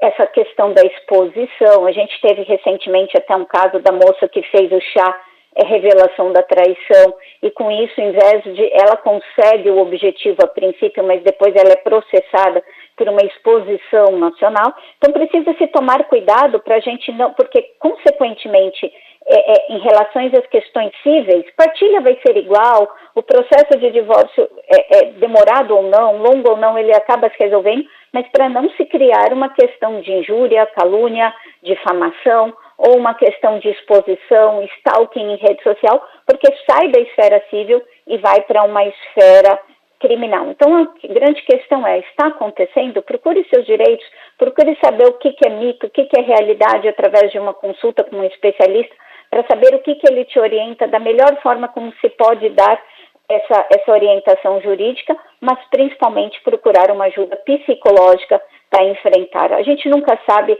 a extensão da dor, a gente não minimaliza isso, a gente não tira essa dor dentro do direito, mas ela muitas vezes dentro do judiciário ela não é julgada, ela não é trazida ali na sua íntegra, por isso que ela acaba sendo, parece que menorizada diante daquela situação, mas não é isso. Ela precisa ser escutada, ela precisa ter um respaldo, mas isso é na esfera psicológica e não jurídica. Doutora Larissa Toledo, neuropsicóloga, psicóloga, especialista em atendimento a casais, muito obrigado por essa participação. Brevemente vamos marcar novamente esse papo tão interessante. Mais uma vez, obrigado. Muito obrigada. Doutora Ana Brocanello, também advogada, especialista em direito de família. Obrigado por estar conosco nesta manhã aqui na Rádio Justiça, doutora Ana. Até a próxima. Eu que agradeço e fico aqui sempre à disposição de vocês. Um grande abraço, Sérgio, e a todos os ouvintes. 8h51, já você acompanha a transmissão da ação penal, o início do julgamento da ação penal sobre tentativa de golpe de Estado. Daqui a pouquinho você acompanha com transmissão conjunta da Rádio e da TV Justiça. Mas vamos para lá conversar com o Arthur Filho, que tem mais informações. Olá, Arthur. Oi, Sérgio. Mais uma vez a você, bom dia, muito obrigado pela gentileza. E nós nos encontramos aqui na primeira turma, prestes já a iniciar um dos maiores julgamentos da história aqui do Supremo Tribunal Federal. E nós vamos conversar com o coordenador da Rádio e TV, o Denilson Morales. Denilson Morales, muito obrigado por nos atender, um bom dia. Do ponto de vista de cobertura jornalística, um interesse gigantesco, mais de 3.000 pessoas se interessaram em poder acompanhar pela imprensa brasileira. Um bom dia. Bom dia a todos, a todas, os ouvintes da Rádio Justiça. Estamos num momento histórico, né, do Poder Judiciário, do país, e entendemos a importância desse momento e fazemos aqui o grande trabalho de levar as informações, né, as decisões que ocorrerão a partir de hoje até a semana que vem, dessa ação penal 2668, né, envolvendo muitos profissionais, para que além dessas pessoas que virão aqui assistir, quem estiver nas suas casas, né, poderão ouvir pela Rádio Justiça, assistir pela TV Justiça, todo esse processo que se estenderá até o dia 12 de setembro. São muitos profissionais envolvidos, tantos profissionais da rádio, profissionais técnicos, operacionais, jornalísticos, quanto da TV, nessa mesma linha de área de atuação, o pessoal de infraestrutura, né, que faz a captação das imagens, do som também, que são dezenas de profissionais. Então, assim, há um trabalho muito cuidadoso, de muito planejamento, para que a gente possa levar a melhor informação à sociedade brasileira, através da rádio e da TV Justiça. Edmilson Morales, além das pessoas que acompanham então em casa, pela TV, pela rádio, pelas redes sociais, o TV Justiça Mais, pelo YouTube, 1.200 pessoas se inscreveram para poder acompanhar aqui de perto. São 150 pessoas da sociedade brasileira pela manhã e 150 à tarde, até o próximo dia 12 de setembro, o encerramento do julgamento.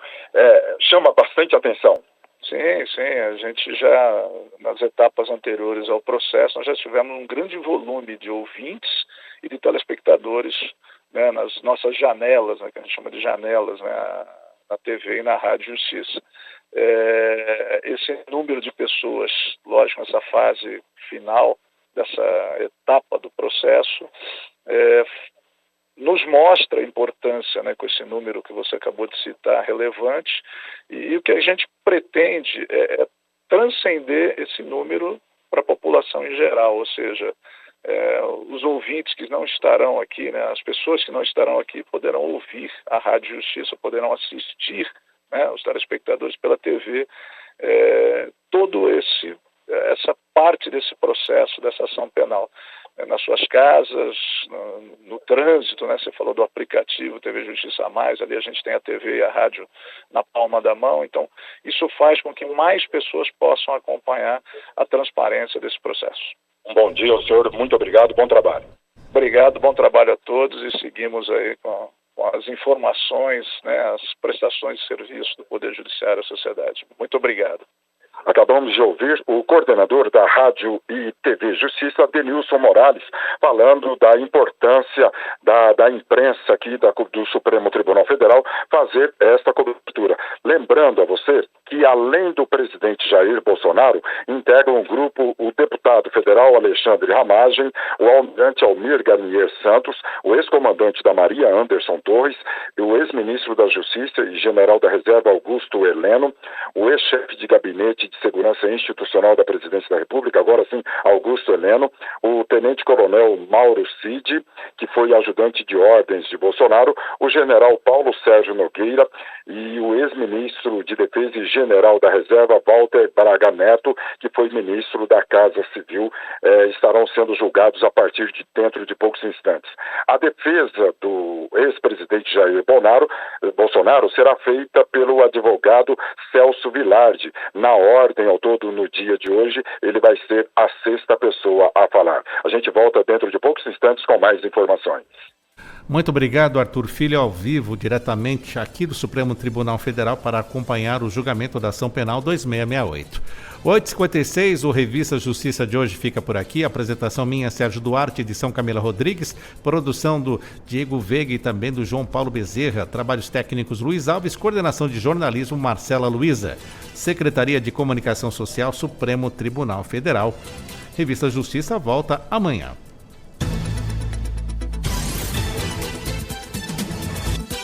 A Rádio Justiça apresentou Revista Justiça.